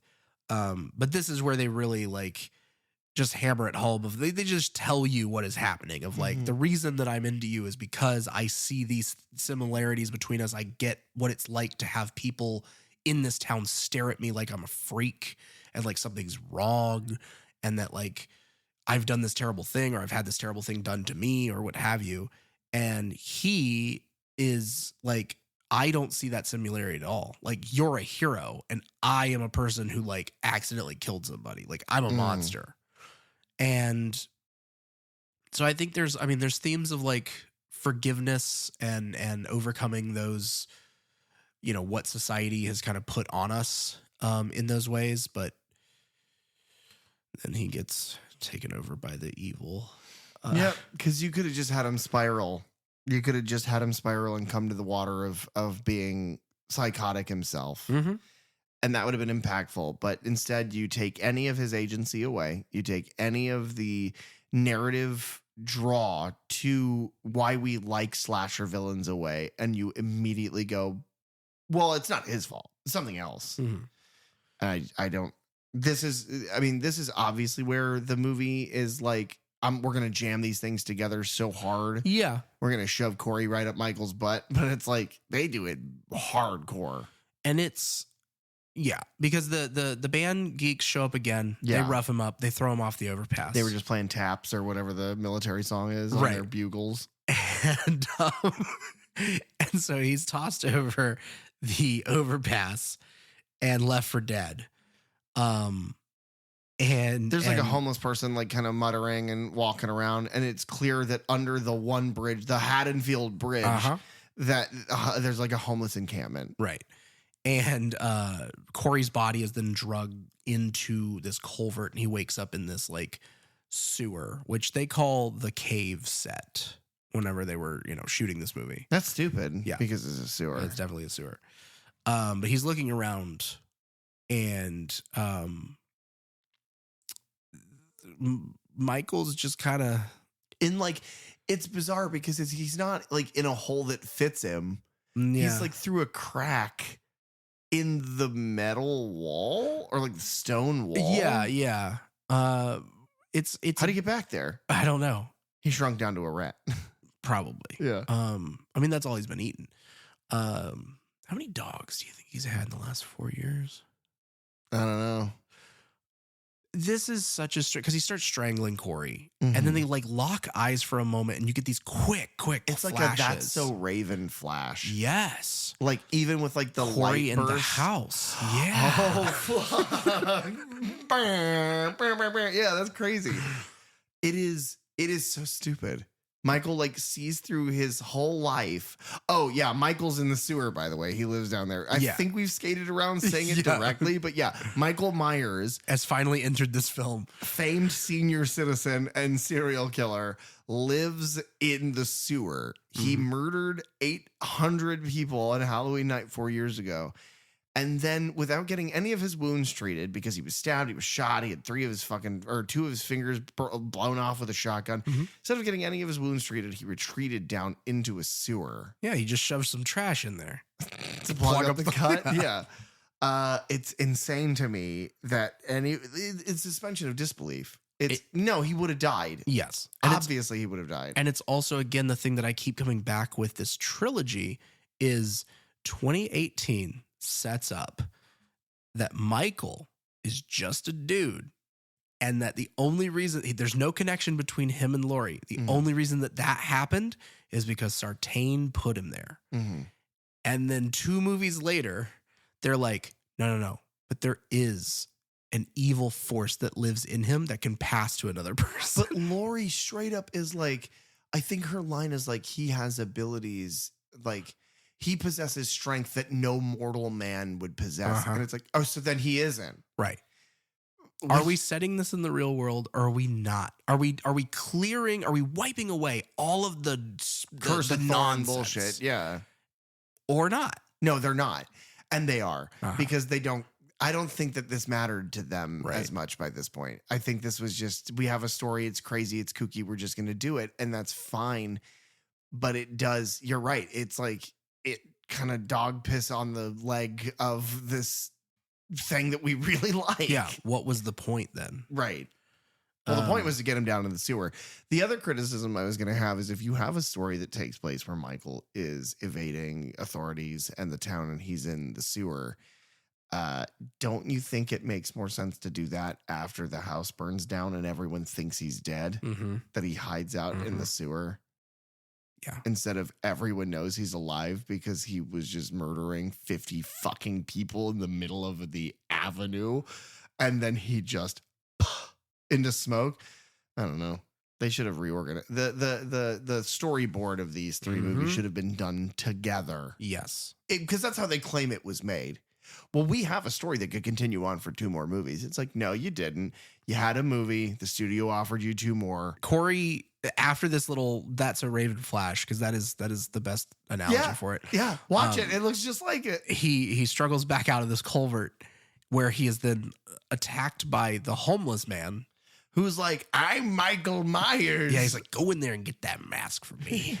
What if? This reminds me a bit, for whatever reason, this kind of like relationship that then comes out of this between Corey and Michael, and kind of one showing the other the ropes. Yeah. But there's this Stephen King story. It's a short story that then was made into a movie in like 1998 or something. It's called Apt Pupil. Okay. And it's about a kid who figures out that his neighbor, his old neighbor, is like he used to run. He's a Nazi. Oh, okay. And so he figures this out, and he kind of like gets that information out of his neighbor. And then he like wants him to teach him stuff about how to kill people. And so they have this like weird relationship where he, befriends this kid, but then the kid is like kind of forcing him to then show him how to do bad things. And they end up killing people in their basement and whatnot. So it reminds me a weird connection of this. Yeah, it reminds me a lot of like my childhood. My grandfather taught me magic. He's a magician and I made him.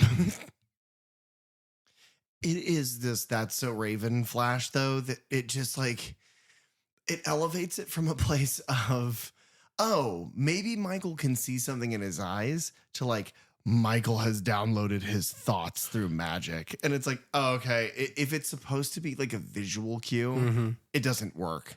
Yeah, it is very confused as to what just took place between them. It's sexy. Don't get me wrong. Oh, yeah. But it's weird. Allison, her coworker, Deb, like gets a promotion to charge nurse instead of her that Allison was supposed to get. So there's like weirdness there. Because she's banging the doctor. Right. And so she's feeling down. Corey comes to their house to kind of make up with Allison. And Laurie hears the motorcycle from outside. And we get this, repeated shot where she looks down and sees Corey standing, like peeking out from behind this hedge, like Michael did in the original. And she's looking down at him, and she can tell that something has changed in him. She's got the evil. Yeah. And so whenever she goes out to see him, he like pops up from behind her, and just the look on her face of like who is this person who's now in front of me that is not the same person that I met 2 days ago. And it's just, and if he were a better performer, you could resonate with that, but he's not. He's a wet blanket. And so you're looking at him and it's like, she's acting her ass off. Yeah. She's like, something's different with Corey. It's his eyes. Meanwhile, his eyes are just kind of like half closed because he looks baked out of his mind. He's just like, I'm just a guy, man. It's like, oh, cool. Good job, Corey. You're in the house. But Corey and Allison, they leave together, and he admits to her that he has killed someone. And so for a moment, like, we, the audience, are, I think, supposed to think like, oh, he's about to, say, oh yeah, I killed this homeless guy. He says this while they're walking, by the way, in a parking lot, as loud as possible. Yeah. It's like, you don't think there may be people that can hear you say that? Well, I mean, the whole town knows that he did. They hate him for it. He goes, I have to tell you something. I killed somebody. It's somebody from like 50 yards away. It's just like, we know you prick. Oh, brother, this guy stinks. But instead he's talking about, the thing that happened with the kid. And so they break into the Allen's house, and he shows her, like, he explains like everything that went on and shows her the still blood-stained floors in the foyer. And Laurie ends up going to see Corey's mother. Oh, Jesus. So this is example 2 of the whole town blames Laurie because she's like, my boy. First of all, the mother is a terrible, terrible monster of a person. But she's like, my son everybody blames my son for being the boogeyman because of you. And it's just like, do they? I guess they do because you've told us that they do. Movie. Right. You've had 2 children say, you guys are same. We went, oh, okay. They're the same guy, I guess. Yeah. Freak show and a, what is it? Peeping Tom? A psycho and a freak show? Freak show and a Black Christmas. That's what it is. Yeah.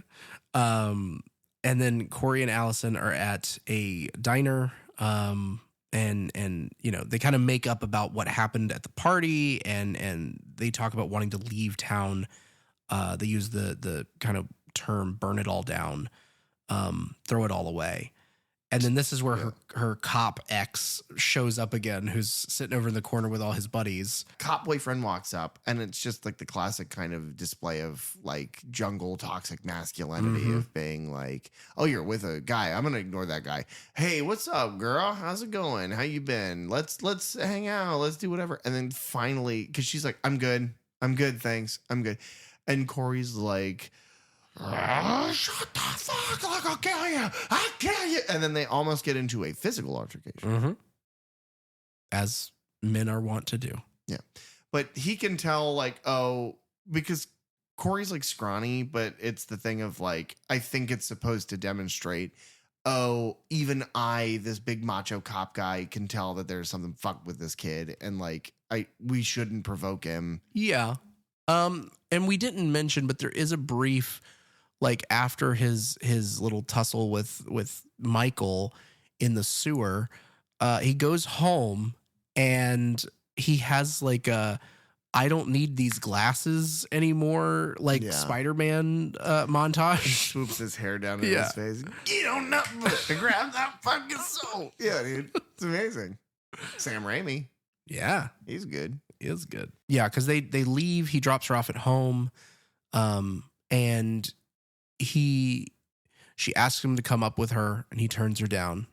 And instead he leaves because I believe he knows that he's being followed by the ex-boyfriend cop. And they end up back at our favorite location, the underpass. Culvert. Yeah. At the culvert. Nothing interesting here. It really isn't. He lures him into the culvert and he's like, ha ha. And then he does like a Peter Pan thing where he pops out and he's like, ha ha, you fell into my trap. You know, it's like very like little boy. Like he's got his hands on his head and he's like, you idiot. And then the cop's like, what the fuck's going on? And then Michael attacks him from like, he like turns and he sees Michael in a crevice and he's like, what the fuck? And then Michael just attacks him. But they kill the cop, the two of them together. And then as Michael kills seemingly, him, he like draws strength from it. And again, that's stupid. And again, I don't like this movie. I thought he was just a guy. He's Evil Dies Tonight. He gets stronger from murder. He heals his wounds from the murder of others. I guess. It's not really explained. No. And then Corey then does return to Allison's, and they do go up to bed as Laurie watches. And then Michael watches. The way you said that, though, yeah. She watches them like go up the stairs. Yeah, she does not go into the room and sit in a chair in the corner. Yeah, that's a different movie. That's Mr. Ed. She is watching them go up the stairs, and then Michael is watching her from behind a tree. Yeah. I do like the like she hears something and she turns and she looks at the tree. And it's like, he's so in the shadows that there's no way that she would see him. I like that. Mm-hmm. What I don't then like is when he turns and wearing boots, a crazy old man wearing boots who has lived in the sewer for years is able to, as the grave, silently walk across this dead leaf strewn grass yard without making another noise. Nah. Like, whatever, because that's the thing, is that this series tried so hard to ground itself into reality that now everything unrealistic that happens you question, because you're like, well, no, how would he be able to do that? Yeah, how would he be able to survive for 4 years on rats? It's this, not getting a single infection. It's this thing that like this trilogy like does in 3 movies what it took, Curse of Thorn to do in 5. Yeah. And they were, I don't know. It's bizarre. It's the thing that bothers me the most with kills and ends is why did we undo all of the things that we did? Which is why they should have left all of the Haddonfield bullshit out and just done an anthology thing. Because the thing about Season of the Witch is that Season of the Witch is crazy. There's so much weird magic bullshit that's happening in that movie. None of it makes any fucking sense. None of it's grounded in fucking reality. But it starts with, shit's going to get weird. And so immediately you're like, oh, okay, whatever happens. Michael's not in this one. Well, people apparently didn't know that. They go back to the bar where, again, I'm pretty sure it's the same bar. I'm pretty sure it's this bar. But they go back to the bar, and now, we've seen one of Jeremy, the young boy who's murdered in the beginning. We've seen one of his parents, and that's the mom. So now we meet the dad, and the dad's like, I was driving the other day, and I saw that Corey kid, and I was like, man, he killed my son. But I'm going to be better, and I'm going to tell that kid that killed my son, I don't mind that you killed my son. Maybe I hated my son. You don't know. And he starts swinging on him. No, but he's like, he says the same thing that Laurie's been saying. Yeah. I looked at him. He looked into the car. He didn't seem to recognize me. It's like, I'm not mad at the kid who killed my son, but I don't know who the kid I saw the other day was. Right. And it is like, again, though, Corey's face remains exactly the same the entire movie. It's like this kind of stinky poo-poo face, and he wears it the whole movie. So it's like, what are you talking about? What is different with his eyes? You know what they should have done? They should have done one of those cool things where, like, subtly they darken his eyes, like his retinas or whatever, and they make him like a different color. That would have been cool, but they didn't do that. They just took his glasses off. Yeah, he didn't need them anymore. No, because the symbiote. But the question then is asked of, did the town bring this out of him, or was it always there? Which is kind of in our clip from earlier, is the different types of evil and where they come from and how they affect us. Now, what I will say is that this is like the 5th theme that they're trying to establish in a row. It's a lot. And it's like, okay, but which one are we supposed to really resonate with here? All of them. What we're supposed to resonate with here is that Michael is like an old, like, voodoo, like, demon that can do crazy shit, but as long as he's in a sewer. Yeah. His sewer is Crystal Lake. Well, and as long as he keeps killing. Right. If he slows down at all, if you don't use it, you lose it, sort of thing. You never learn you never forget how to ride a bike. Right. This next scene we do not need to focus too much on. Nurse Deb and Dr. Mathis go back to his place for a romantic rendezvous. Yeah, we're not the kill count. It's just a couple of horror kills. And, Michael stabs her into a painting, and that's a Bob reference because it's exactly the same. You get the head tilt. Corey injures his hand Right. And here is where we get the biggest thing we get from this is that Corey and Michael are working together. Yeah. And that Corey is Wearing a stupid fucking plastic scarecrow mask that looks so dumb. right, but he is sloppy in his kills. He does not know what he's doing. Right. And Michael just appears in places and grabs people and kills them. Yeah. He injures his hand again. The hand that was stitched up earlier is now more bloody because that then leads, I believe it leads Laurie, because I think next is our clip or adjacent to it. Yeah, they move. We go to the radio station because Corey mentions the radio tower earlier in the movie and how he used to kind of look at it as like this beacon of like hopeful thoughts of maybe I can get out of here. He used to sit there and think that'd be a really good place to push a kid off of. Yeah. Yeah. It'd be a really good place for Heather Langenkamp's son to jump off of. Right. Yeah. But they end up there, they climb onto the roof and they're talking about, kind of their plans of getting out of there. And he ends up, dropping off the roof, scaring her into thinking that he is killing himself.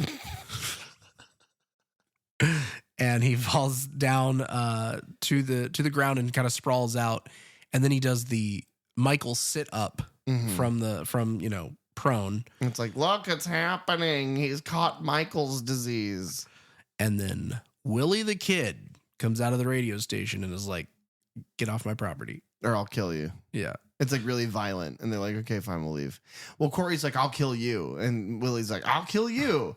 And then Allison's like, okay, let's go. And they leave. It amounts to almost nothing. The only thing it amounts for is a scene later on that I also think is stupid. It doesn't matter. Oh, yeah. Yeah. Yeah, it's basically just a setup. Kills later. But they depart. He departs her. And then he's like, man, I'm going to go home.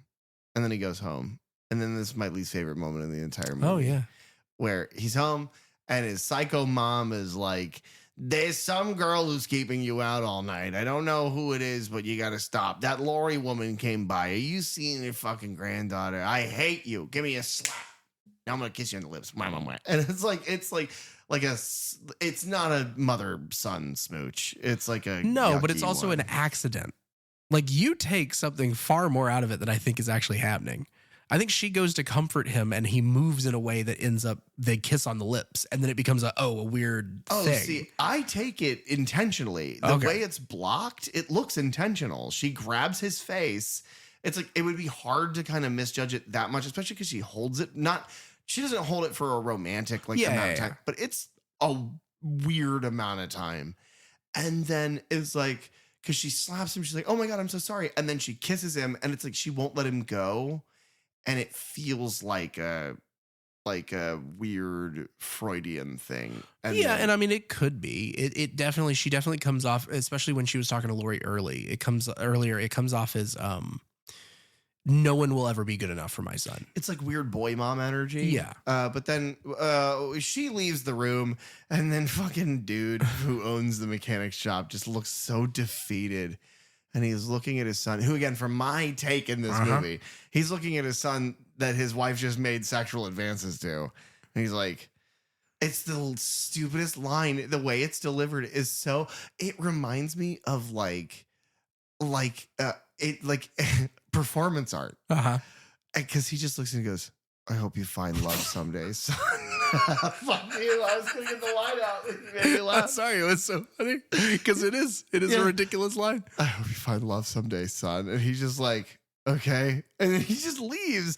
And he leaves his house and he drives back to the Allen house where he murdered that boy. Yeah. No one will ever live there again, apparently. They don't even have it listed. Laurie Strode did not keep up the Strode Realty. Do you think the Allens are still together? Or do you think that broke up their marriage? No, he says that they broke up. He said Oh, that okay. in the bar that he But says they that both got end divorced. up drinking alone heavily at that bar. at the same bar. So they're divorced, they're separated, Uh-huh. but they drink heavily every night, and they fuck each other after they black out. Oh, okay. I thought maybe they split the bar. They're like, we only got the one. You go there, I'll go here. You go Monday, You Tuesday, go over yeah. on the stage where Yeah. Lonnie Elam rest their souls, the whole Elam family. and I'll be over here playing pool. I'll be over here looking at the empty rack where the bat used to go, putting dollar bills into the Love Lives Today jar. Now, really quickly, That's a good reference. in Halloween 2018, you asked Bug and I, what does Laurie do for a living that she can afford all this stuff? Yeah. Do you think it's Strode Realty? Oh. And her business card? Her business card, her realty photo is her with the fucking frazzled hair. She's gonna pick up a wine and a gun.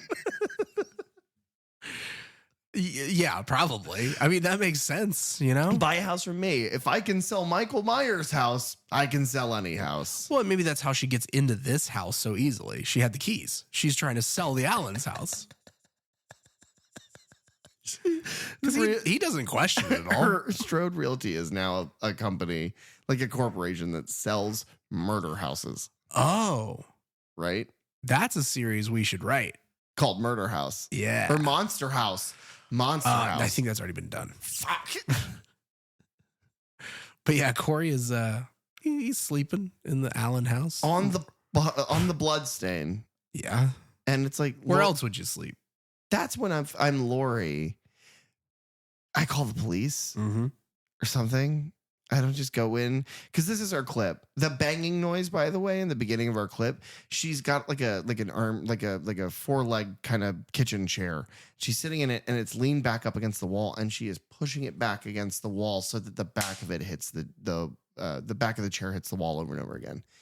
And she has this speech, and it's all about evil, and it's all narrative, and it sounds exactly like the book scene did in the beginning. And at the end, spoilers, she narrates everything.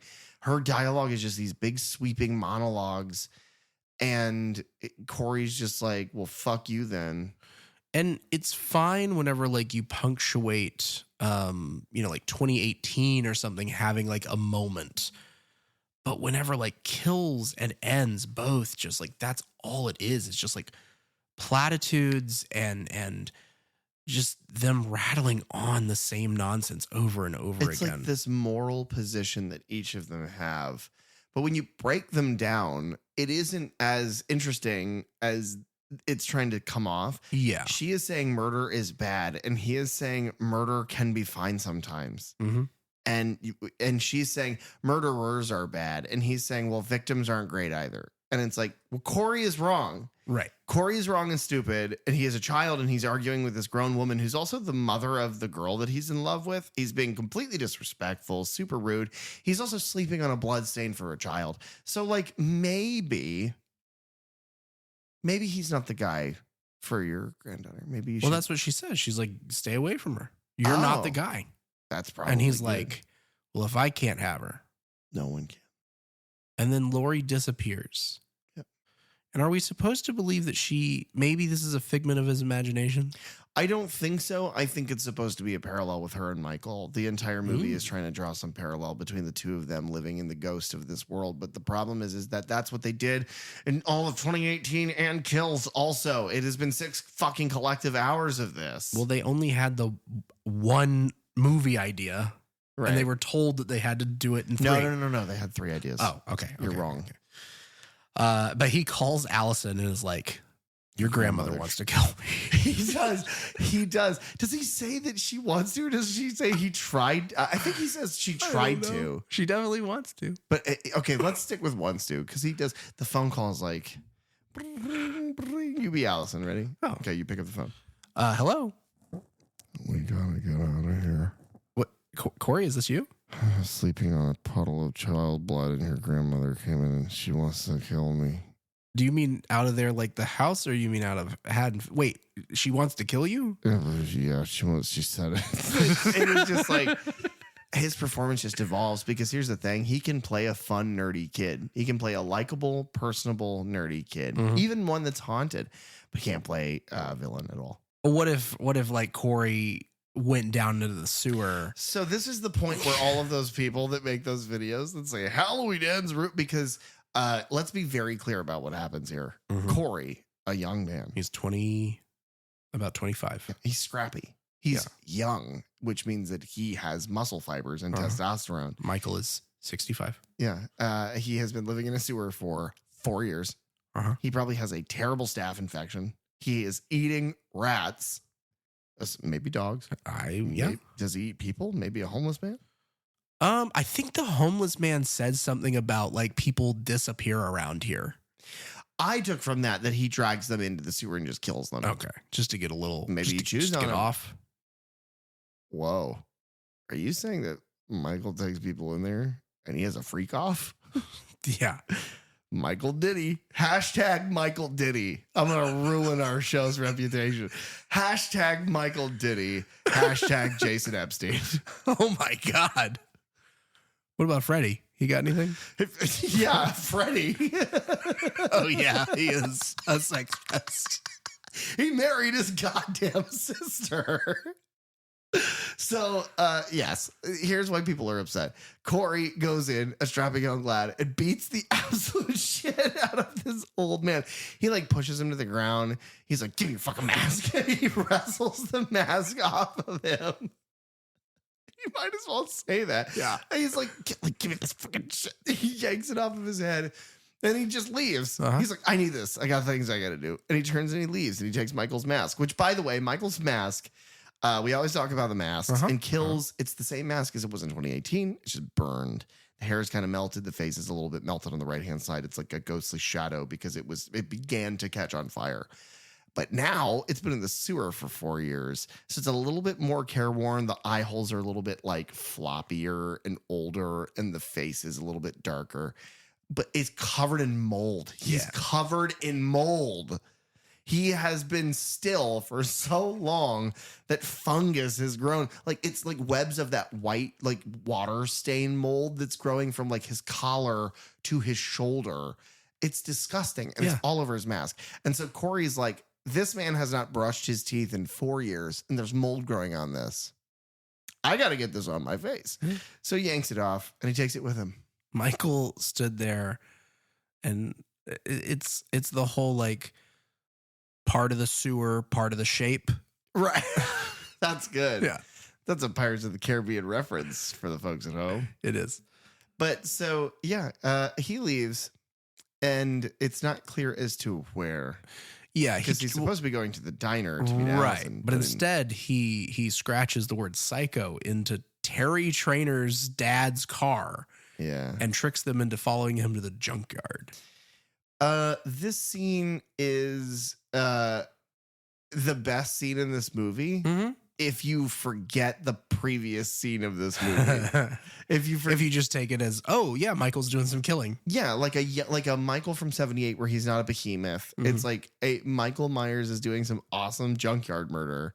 It's great. Yeah. It's really cool. He used that blowtorch. Mm-hmm. We're not kill count. If you want to see the kills in this movie, go to kill count. Yeah. They're very creative. Fucking his dad gets shot in the face. Yeah. Ben Tramer's grandkid. He's like Ben Tramer's grandkid's running around because Corey's in the Michael mask. And now, to your point from earlier about Michael being able to appear in places and Corey being very clumsy, Corey is now appearing in places and is defying the laws of nature like Michael has often done and is seemingly like you cannot pin down his location. And he very brutally and effectively kills all of these people. Right. The only person he doesn't kill is apparently his own father. Ben Tramer takes aim at him, and when he does, his father like rounds he like stands up to be like no, and then gets shot in the head. And then as his buddy falls, Corey Michael has vanished from behind him. Corey in the mask. But so I think the most interesting kill here is the blowtorch kill. Yeah, I would agree. He takes an active acetylene torch and shoves it in the mouth of this teenager. And he's doing it in front of the trapped, like Terry's trapped girlfriend, Margot, who has been run over by the truck basically and is under this fence. But she is then having to watch her boyfriend be just cooked alive. Yeah. It's great. this is a great scene. Mm-hmm. And It's also with the tow truck and the lights kicking on and him like driving forward and things like that. That is very Christine. Again, references you don't get, but it's That's very fine. much like what he's doing. I think that this would have worked really well in the last movie Mm-hmm. instead of just random cuts and bloody slashes and people Yeah. going, We get a POV shot. What's funny, you say that about at the beginning of this whole conversation, how 78 starts, but we do get kind of a reprieve of that, of a POV shot moving through a house into the kitchen, pulling a kitchen knife out, going into the living room, where Corey then murders his own mother. Yeah. And it's good. Mhm. You know what it reminds me of? It honestly reminds me, like, it's emotionally satisfactory because, again, when I watched this movie, I took her as a sexual predator. Yeah. So I was excited to see her get killed. And I was happy that Corey was the one that did it. But when he kills her, it reminded me of Michael killing Ronnie, Deborah's boyfriend, in Rob Zombie's Halloween. Okay.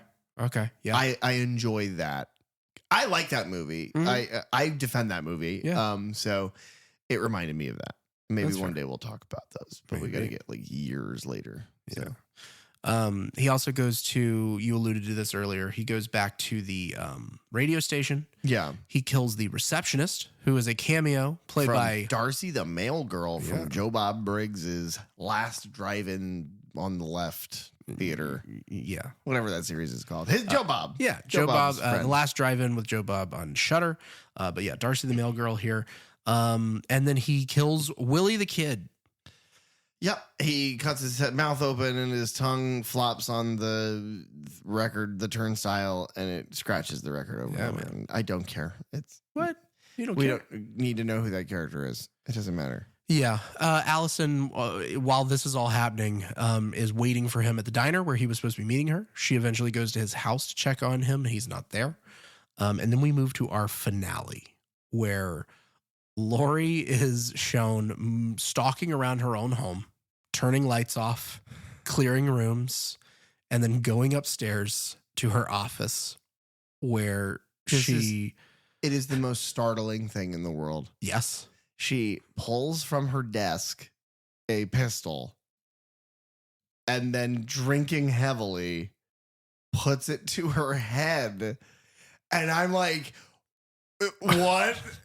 Is this what ends? What is happening? Halloween in all caps, and then little letters, Laurie Strode ends her own life. That's what the movie's called.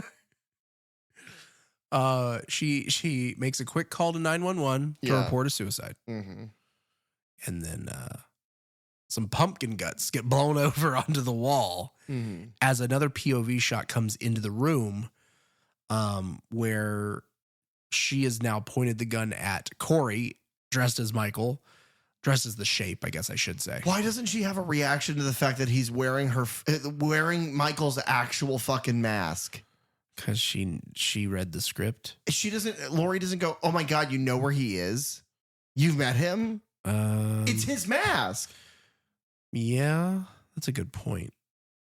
She saw him because Kills is the day after 2018. It's like Yeah, that same hours, night. yeah. Yeah. So like Huh. she just saw the mask 4 years ago, same when everybody else did. She saw how it aged. She spent a night running away from him and trying to murder him. There is 0% chance that she doesn't see all the wear and tear on that fucking mask and go, oh my God, is that actually his mask? You know him? Like you've seen him? You beat him up in a sewer? You ruined the franchise. How many rats has he eaten? But yeah, she shoots Corey a couple times. He falls down the stairs. Because he ain't no Michael. And no, he is a regular dude. Yeah. Who is putting on airs to be a killer. Well, it's like when you like level up Pokemon. It's like he leveled up to the point where he can teleport around, but he didn't level up to where he can shrug off bullet wounds. His organs haven't shrank down. Oh, okay. Yeah. That makes sense. Yeah. She this exchange here where she like unloads the rest of the gun into the wall so that it's out of ammo, and then she's basically pleading with him to kill her, to just do what he came there to do, which is also like a running theme in this trilogy where any chance she gets, she just begs Michael to kill her. Like, just to finish the whole thing one way or the other. Which in the first movie and like nebulously is tragic because it's like, I just don't want to do this anymore. Right. Get what you want. Because if I'm going out, you might as well do it. That's tragic. But by this point, it's like, oh, shut the fuck up. Yeah. You had a bullet, shoot him. Yeah. Take his mask off and shoot him. Put a bullet in his brains and kill him. Yeah, I don't know why this is such a foreign concept to every horror character ever. And that's the bit. But like, She shot him 4 times yeah. and she wasted the other 2. See, I thought Loomis maybe would be ashamed. I thought maybe the bullets in the wall were meant to stage. It does kind of play like that, but I don't know, because she like up at an angle like into the wall. So possibly, Like maybe he was going up the stairs and she took shots at him. I Yeah. don't know. but either way, he hears Allison pull up outside Mm-hmm. and takes this moment to, again, in kind of a shocking as like the opening scene was where the kid falls to his death. Not expecting that to happen.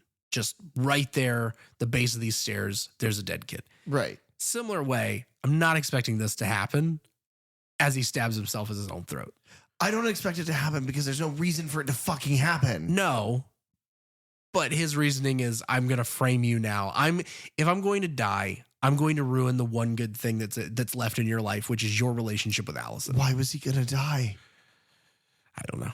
The bullet wounds did not seem fatal. He wasn't gargling on his own fucking I don't- blood. He was just laying on the ground. But also, much like everyone else who's stabbed in the throat in these movies, he also doesn't die from that immediately, no, he lasts for a little while. He Be- lingers. because Allison comes in witnessing kind of the end of this and thinking that Laurie has killed him. Laurie's like trying to pull the knife out of his fucking neck. Should have used that on herself if she wanted to die so bad. What if that was the rest of the movies? Everyone was just like, I need to go. I'm going to save you by taking myself out. And they all kill themselves. And then Michael shows up. And he's like, what? You mean I lived in that sewer for that long for no reason? Is that a better film? It's funnier. Yes. Okay. She does kind of collapse on the floor there. And then Michael just shows up. Yep. This is why it feels attached. Yeah. If you had tracked him, like spliced this scene with footage of Michael approaching, maybe killing his way through the town again to get to Laurie, but this time it's on purpose. Yeah. But he's actually going for Corey. Mm-hmm. That would be interesting. But they don't do that. No. He literally just and they barely keep his face. Like they've been very good to keep Jude Courtney's face like kind of obscured or out of focus. He's just standing there. Mm-hmm. He's got like a patchy little beard, and he's just there. Yeah. It's been 4 years, you know? And then he kills Corey. Yeah. Because Corey is still alive. Yeah, somehow. And he strangles him and breaks his neck. I guess they didn't want to do the thing where anyone that's personal in Michael's life, Michael steps on the head of. But like, I thought for sure, I was like, he's going to smush his head. Well, it's probably because Corey did that to Margot or whatever her name was earlier at the junkyard. So, yeah. You know. Well, so then, I mean, we're at the end of the movie. Yeah. They struggle. Laurie pins him down, Michael, and then Michael gets his mask back. Laurie pins him down to the table. And then it's like to make sure he's dead. Finally, she does this with somebody. She from his wrist to his elbow, she slits his arms open. She stabs him she slits his throat. She stabs him in the chest a bunch.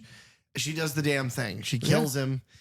And then it's back to voiceover about how on this day of this year, Haddonfield finally was able to put Michael Myers to rest. And it's like, oh, good. You really deserve being able to take the icon of all horror icons, the slasher of all slashers. You really deserve to be able to put him in the ground, trilogy. You've earned that. You've done so well because in 2018 it was respectful. It was good homage, but they did new shit. It was new. It was interesting. Yeah. And they did interesting things in smart ways where it's like, what if Loomis was the bad guy? Has anybody considered that? Mm-hmm. Like you look at all the sequels and you always see them driven together. What if Loomis was doing that? And it's like, that's a good idea. Let's do that. Let's actually do that. And then in Kills, it's like, what if Michael was like fucking crazy and he just like fucking killed people a lot? A It's lot? like, that's the movie? It's like, yeah, it's like an action movie. What if it was like, We're going to put kills in the name of the movie. what if it was like John Wick, but it's Michael and he kills people? They're like, okay. It's like, and what if there's a guy in a scarecrow mask who murdered a boy and then Michael teaches him, but then kills him and then Laurie kills him and they throw him in a fucking baler? It's like, Yeah. I guess that's what the movie is now. Yeah. Because Hawkins. How do they get the town assembled? Okay. So Hawkins had received the call, the 911 call for Laurie's suicide. Allison, as she's trying to leave town, sees the radio towers on fire. So she calls Hawkins and he tells her about this. So she makes the connection that, oh, I need to go check on Laurie. So when she goes back, Who? Grandmother? yes, grandmother. Yeah. And so she goes back and she saves her at the last minute and helps her to slice Michael's wrists. And then Hawkins and the sheriff show up and Hawkins is like, is he dead? And they're like, yeah, but not dead enough. And then they just load him onto their car. Is he dead? And then what they should have said is which one? Because at this point, the movie has forgotten about Corey. Oh, yeah. Our main character, our protagonist and antagonist. Uh-huh. The movie no longer cares about him. He has been completely forgotten. Corey who? Haim. Oh. Feldman. Oh. That's hard to forget. Yeah. As try as you might. Because he's dead. Yeah. On the ground. He Right at the base of the stairs, just like that kid that he killed. Yeah. And That's like poetry. It's so that it rhymes. yeah, but it's stupid. And the problem that I have is that they then load him on and it's all this narration about how the town's going to come together and it's going to heal. But Yeah. again, The cops for a second are just like, well, we can't do this. He's got to, you know what? And they're like, no, this is what we need to do tonight. and then the like, sheriff in the hat is there. yeah. And then the rest of the cops are just like, all right. And they start like putting up barricades and they start like have a procession. yeah. And people are on foot and people are driving in cars and everybody's there. Sandra and her sister are there.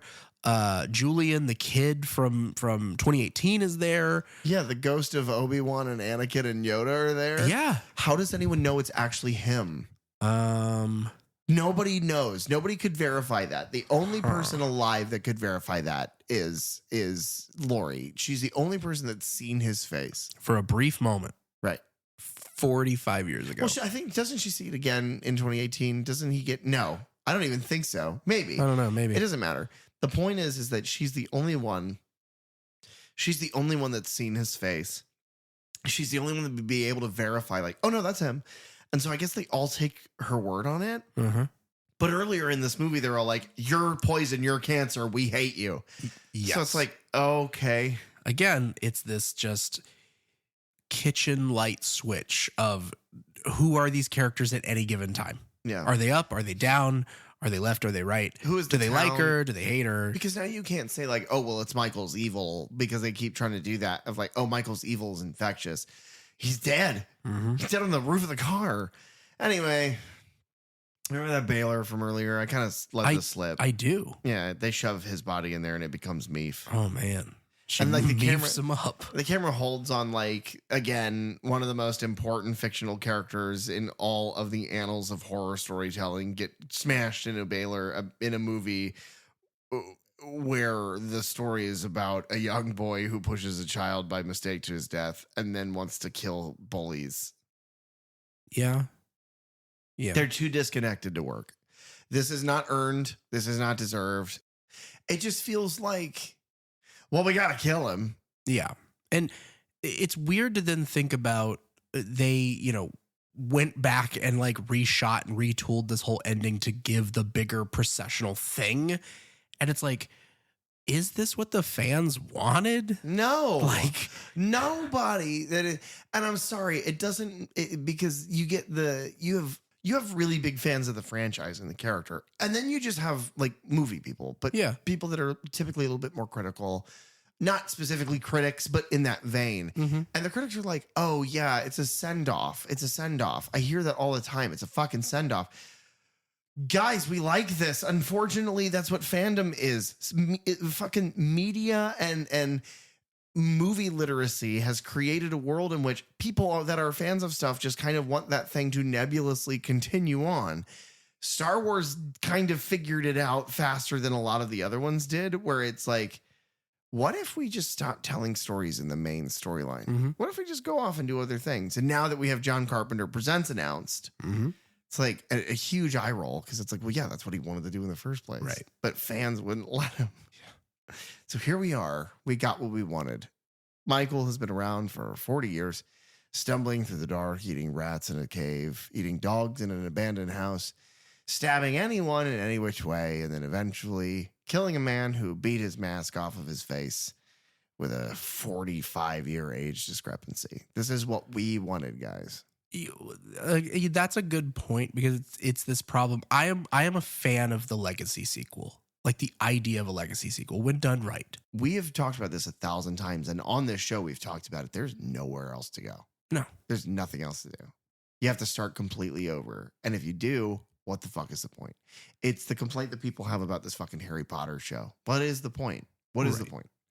It's bad timing. You're just completely remaking the original, but longer. Like, that's what I keep coming back to, is like, we'll do TV. But like, we know that Michael was only out for a day, and then he goes back to prison, where he is catatonic and immobile. So do we focus on that? That would be a crazy thing. What if they were like, let's do, because like A24 is doing that Crystal Lake show. Uh-huh. What if fucking, like, I don't know, whatever TV studio did Smith's Grove. Okay. But it's just security footage. And every episode is an hour. And it's an 18 episode season of just. Yeah, it's like it's the orderlies at Smith's Grove, and they're just going about their day-to-day job. Yeah. And they're just kind of like, did he do anything today? No, he was just standing there. There's like 5 minutes of dialogue interspliced where people, like, when shift changes happen through the hour, they ask that question. So it's 18 hours of footage per season of Michael doing nothing. And then the second season gets interesting because one of the people takes his day out on him every day. It just beats the shit out of him with a belt. Or he's not going to say anything. Right. Yeah. It's like, I just imagine like like an orange is the new black. Right. But like, it's we're focusing more on the people who work there, and like they're going through like a Grey's Anatomy working at this sanitarium. Yeah. But Michael just happens to be in the background.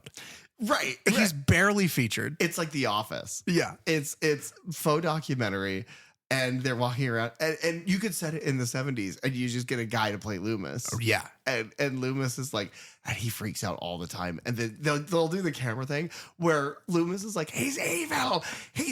And the camera pans to Michael sitting in the corner drooling. And then it pans to one of the orderlies looking at the camera like, the fuck is he talking about? It pans back.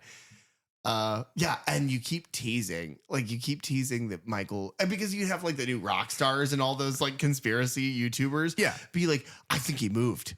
I think he's moved like an inch. Like, if you look, maybe he moved, and then the next episode you move him back, and you just keep everybody on their toes, and you hint that there's going to be something that happens, but it never does. No, that's what they do. Yeah, and you could do, if you're tying it with for Halloween 2018.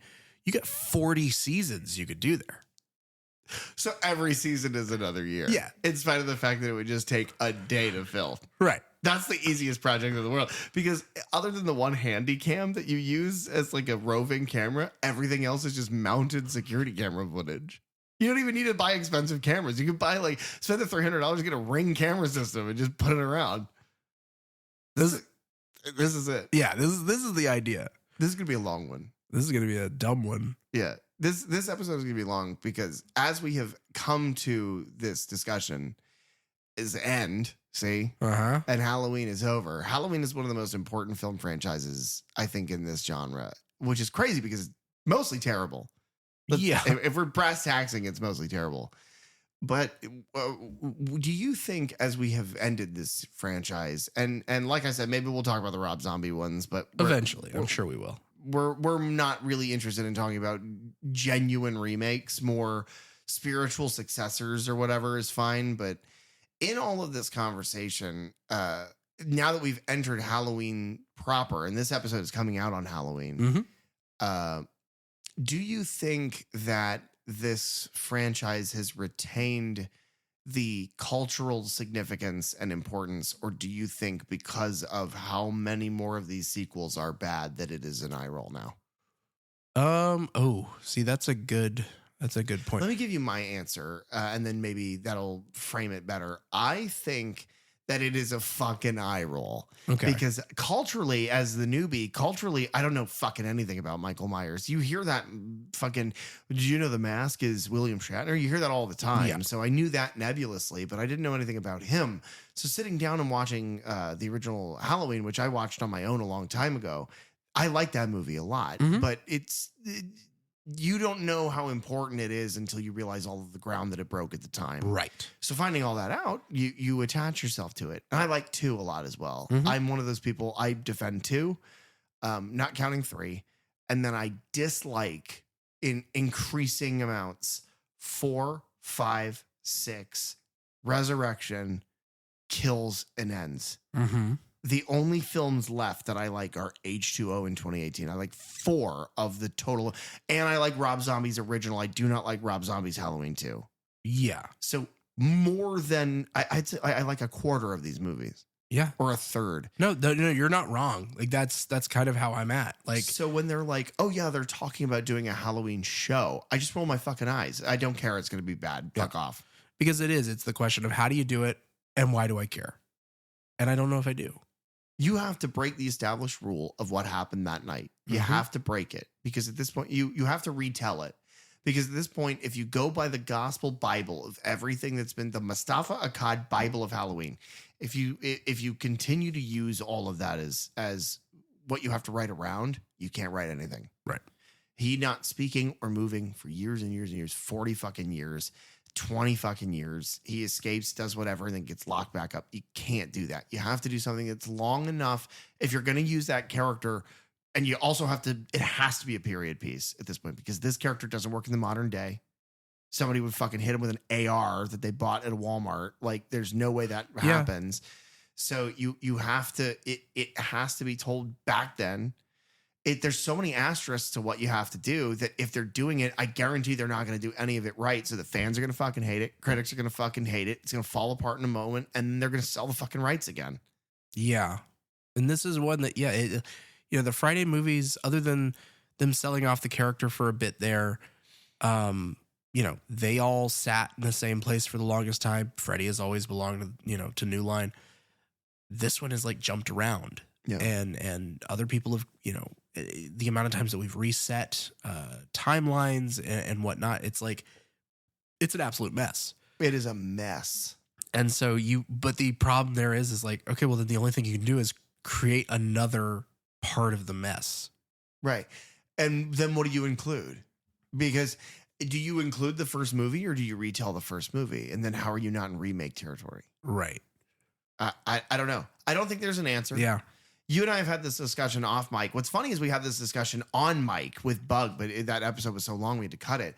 But it's like, I really don't see a way forward here. And I think this movie and Halloween Kills is to blame. I think if this trilogy was faithful to its first entry, the original series, and they really wrote something cohesive together and didn't try to do all this weird genre bendy shit and just made really faithful and committed horror movies that were good, you can modernize the Halloween franchise and make him infinitely more frightening. Or you can do an action movie where Tommy Doyle gets up there and goes, I survived the Haddonfield boogeyman. And it's like, why? And I blame these two, and I blame a history of bad entries into the series. Yeah. My rankings. Do you want to just go least to greatest? Sure. Greatest to least. Yeah. Let's go least to greatest. Okay. 13-1. Yeah, 13-1. My list. Are we bouncing back and forth? It doesn't matter. Okay, I'll just go through the list. At number 13, Rob Zombie's Halloween 2. Then 6, The Curse of Michael Myers, ends. Then Resurrection, because Resurrection is to me more fun to watch than ends. Yeah. It's bad. It's terrible. It's almost irredeemable, but it's more fun. Then 5. Then Halloween Kills, because Kills is terrible, but it's also more fun to watch than 5 is. Then 4. Then H2O. Then at number 5, Rob Zombie's Halloween. Okay. 4, Halloween 3, Season of the Witch. Number 3, Halloween 2. Number 2, Halloween 2018. Number 1, 1978, John Carpenter's Halloween. It's my list. Okay. Because I think the first 6 are good movies. Yeah. And I'm realizing that it's not the third that I thought. It's the top 6 I think are good movies. And the bottom are mostly bad. Yeah. Okay. Hearing yours makes me feel a little better about mine, because I wasn't sure, like, ranking them myself. I have a ranked list on my Letterboxd, which I, kind of tweak every once in a while whenever I do these rewatches. And I'm like, I enjoyed this more or less or whatever. And so this time I really just kind of put it in the thing, went 1-to-1 and did it. And it didn't give me exactly what I have on Letterboxd, but it's pretty close. Okay. But then hearing yours, it's like, okay, so maybe I'm kind of on the money here. So at 13, Halloween, The Curse of Michael Myers, Halloween Kills, Halloween Ends, Halloween. Low. Wow. Okay. Yeah. And then Rob Zombie's Halloween 2. Yeah. So those are my bottom 4. Then you have Resurrection. Again, these rewatches that we had were so much more fun than I ever remember enjoying that movie. Because 4, 5, and 6, and then 4, 5, and 6, and these they're just so boring. Yeah. That like Resurrection almost becomes more fun. Yeah. And that Busta Rhymes performance. It's ridiculous. So then number 8 would be Halloween 5, Revenge of Michael Myers, Halloween 4, Return of Michael Myers, Rob Zombie's Halloween, and then my top 5 would be Halloween 2, Halloween H2O, Halloween 3, Season of the Witch, Halloween 2018, and John Carpenter's Halloween at number 1. Yeah. I think that 5 is interchangeable, but it's pretty definitive. Yeah. Yeah. And it's that's the thing is like when you look at all the different, because that's how I had to make the list, is like, okay, 1 and 2. And then 3 is its own thing. And then 4, 5, and 6, they're their own thing. Then H2O and Resurrection, they're their own thing. And then Kills ends this, and then Rob Zombies. And it's like there's so many different like pockets that are like a Venn diagram. And it's like there's just no way to, Now, what I will say is that the ones that I love. The ones of these movies that I love are some of the greatest movies of all time. But that's a point I think we've made several times, which is that is why the drop-off hurts more with this franchise than it does with Jason or Freddy. Yeah. If you want to watch a fun movie tonight, because tonight's Halloween, you're probably not listening to this on Halloween. Most people are busy. But if you are, we appreciate that you thought, when you think Halloween, you think Third Channel Podcast. We appreciate that. If you want to watch something for tonight, don't watch Halloween Ends, because I do not recommend this film. No, I do not recommend either. Yeah. I mean, how could we? It's boring. It's stupid. It tests you on your ability to continue to swallow preachy crap that means nothing about the real world and falls on deaf ears because it deafens you right at the beginning. I don't recommend this movie, but if you want to watch something tonight, pop in the little film called Trick or Treat. Oh, Trick or Treat. Because that's what we're talking about next week, baby. Yes. We are going to keep this this Halloween pumpkin rolling. Because the way that I look at the year, my New Year's Eve is Halloween. That makes sense. Happens on the 31st. The pumpkin drops. Well, what? And then you wipe the slate clean because the season's over. Halloween Horror Nights is done. All the haunts are closed. I'm not watching horror movies anymore. You go up into your office room, you open your desk drawer, you pull out a gun, you put it to your temple, and then you shoot a home invader. Right. Every year. And then on November 1st, that's the first of the new year for me. But I mean, I like to keep Halloween, just keep on, keep it on, man. Yeah, I agree. we're going to talk more about this as we move on. If you're unaware, tomorrow is our 1 year anniversary of doing this show. Thank you very much for being here along with us. Like I said, this episode is kind of just to kick Halloween into the fucking trash where it belongs. And we will, obviously we'll talk about more positive things moving forward. We are so thrilled that you guys are here. We'll talk more about it. But yeah, I guess, Derek, do you recommend doing a podcast? No. Thanks for tuning into the Third Channel podcast. Please, if you have the time, rate, review, and subscribe on Apple Podcasts, Spotify, or any of your favorite podcast apps. You can follow us on social media at Third Channel Podcast, and you can find me online at thatdrosenberg. You can also reach out to us at thirdchannelpodcast@gmail.com, where we check every message we swear. Third Channel is hosted by PJ Minette and Derek Rosenberg. Theme song and audio engineering by Fly Guy Ty. A logo designed by Bell DeVelco. Episode artwork by Nathan Walkington. Keep it tuned right here to the Third Channel for all things horror. And remember, don't touch that dial.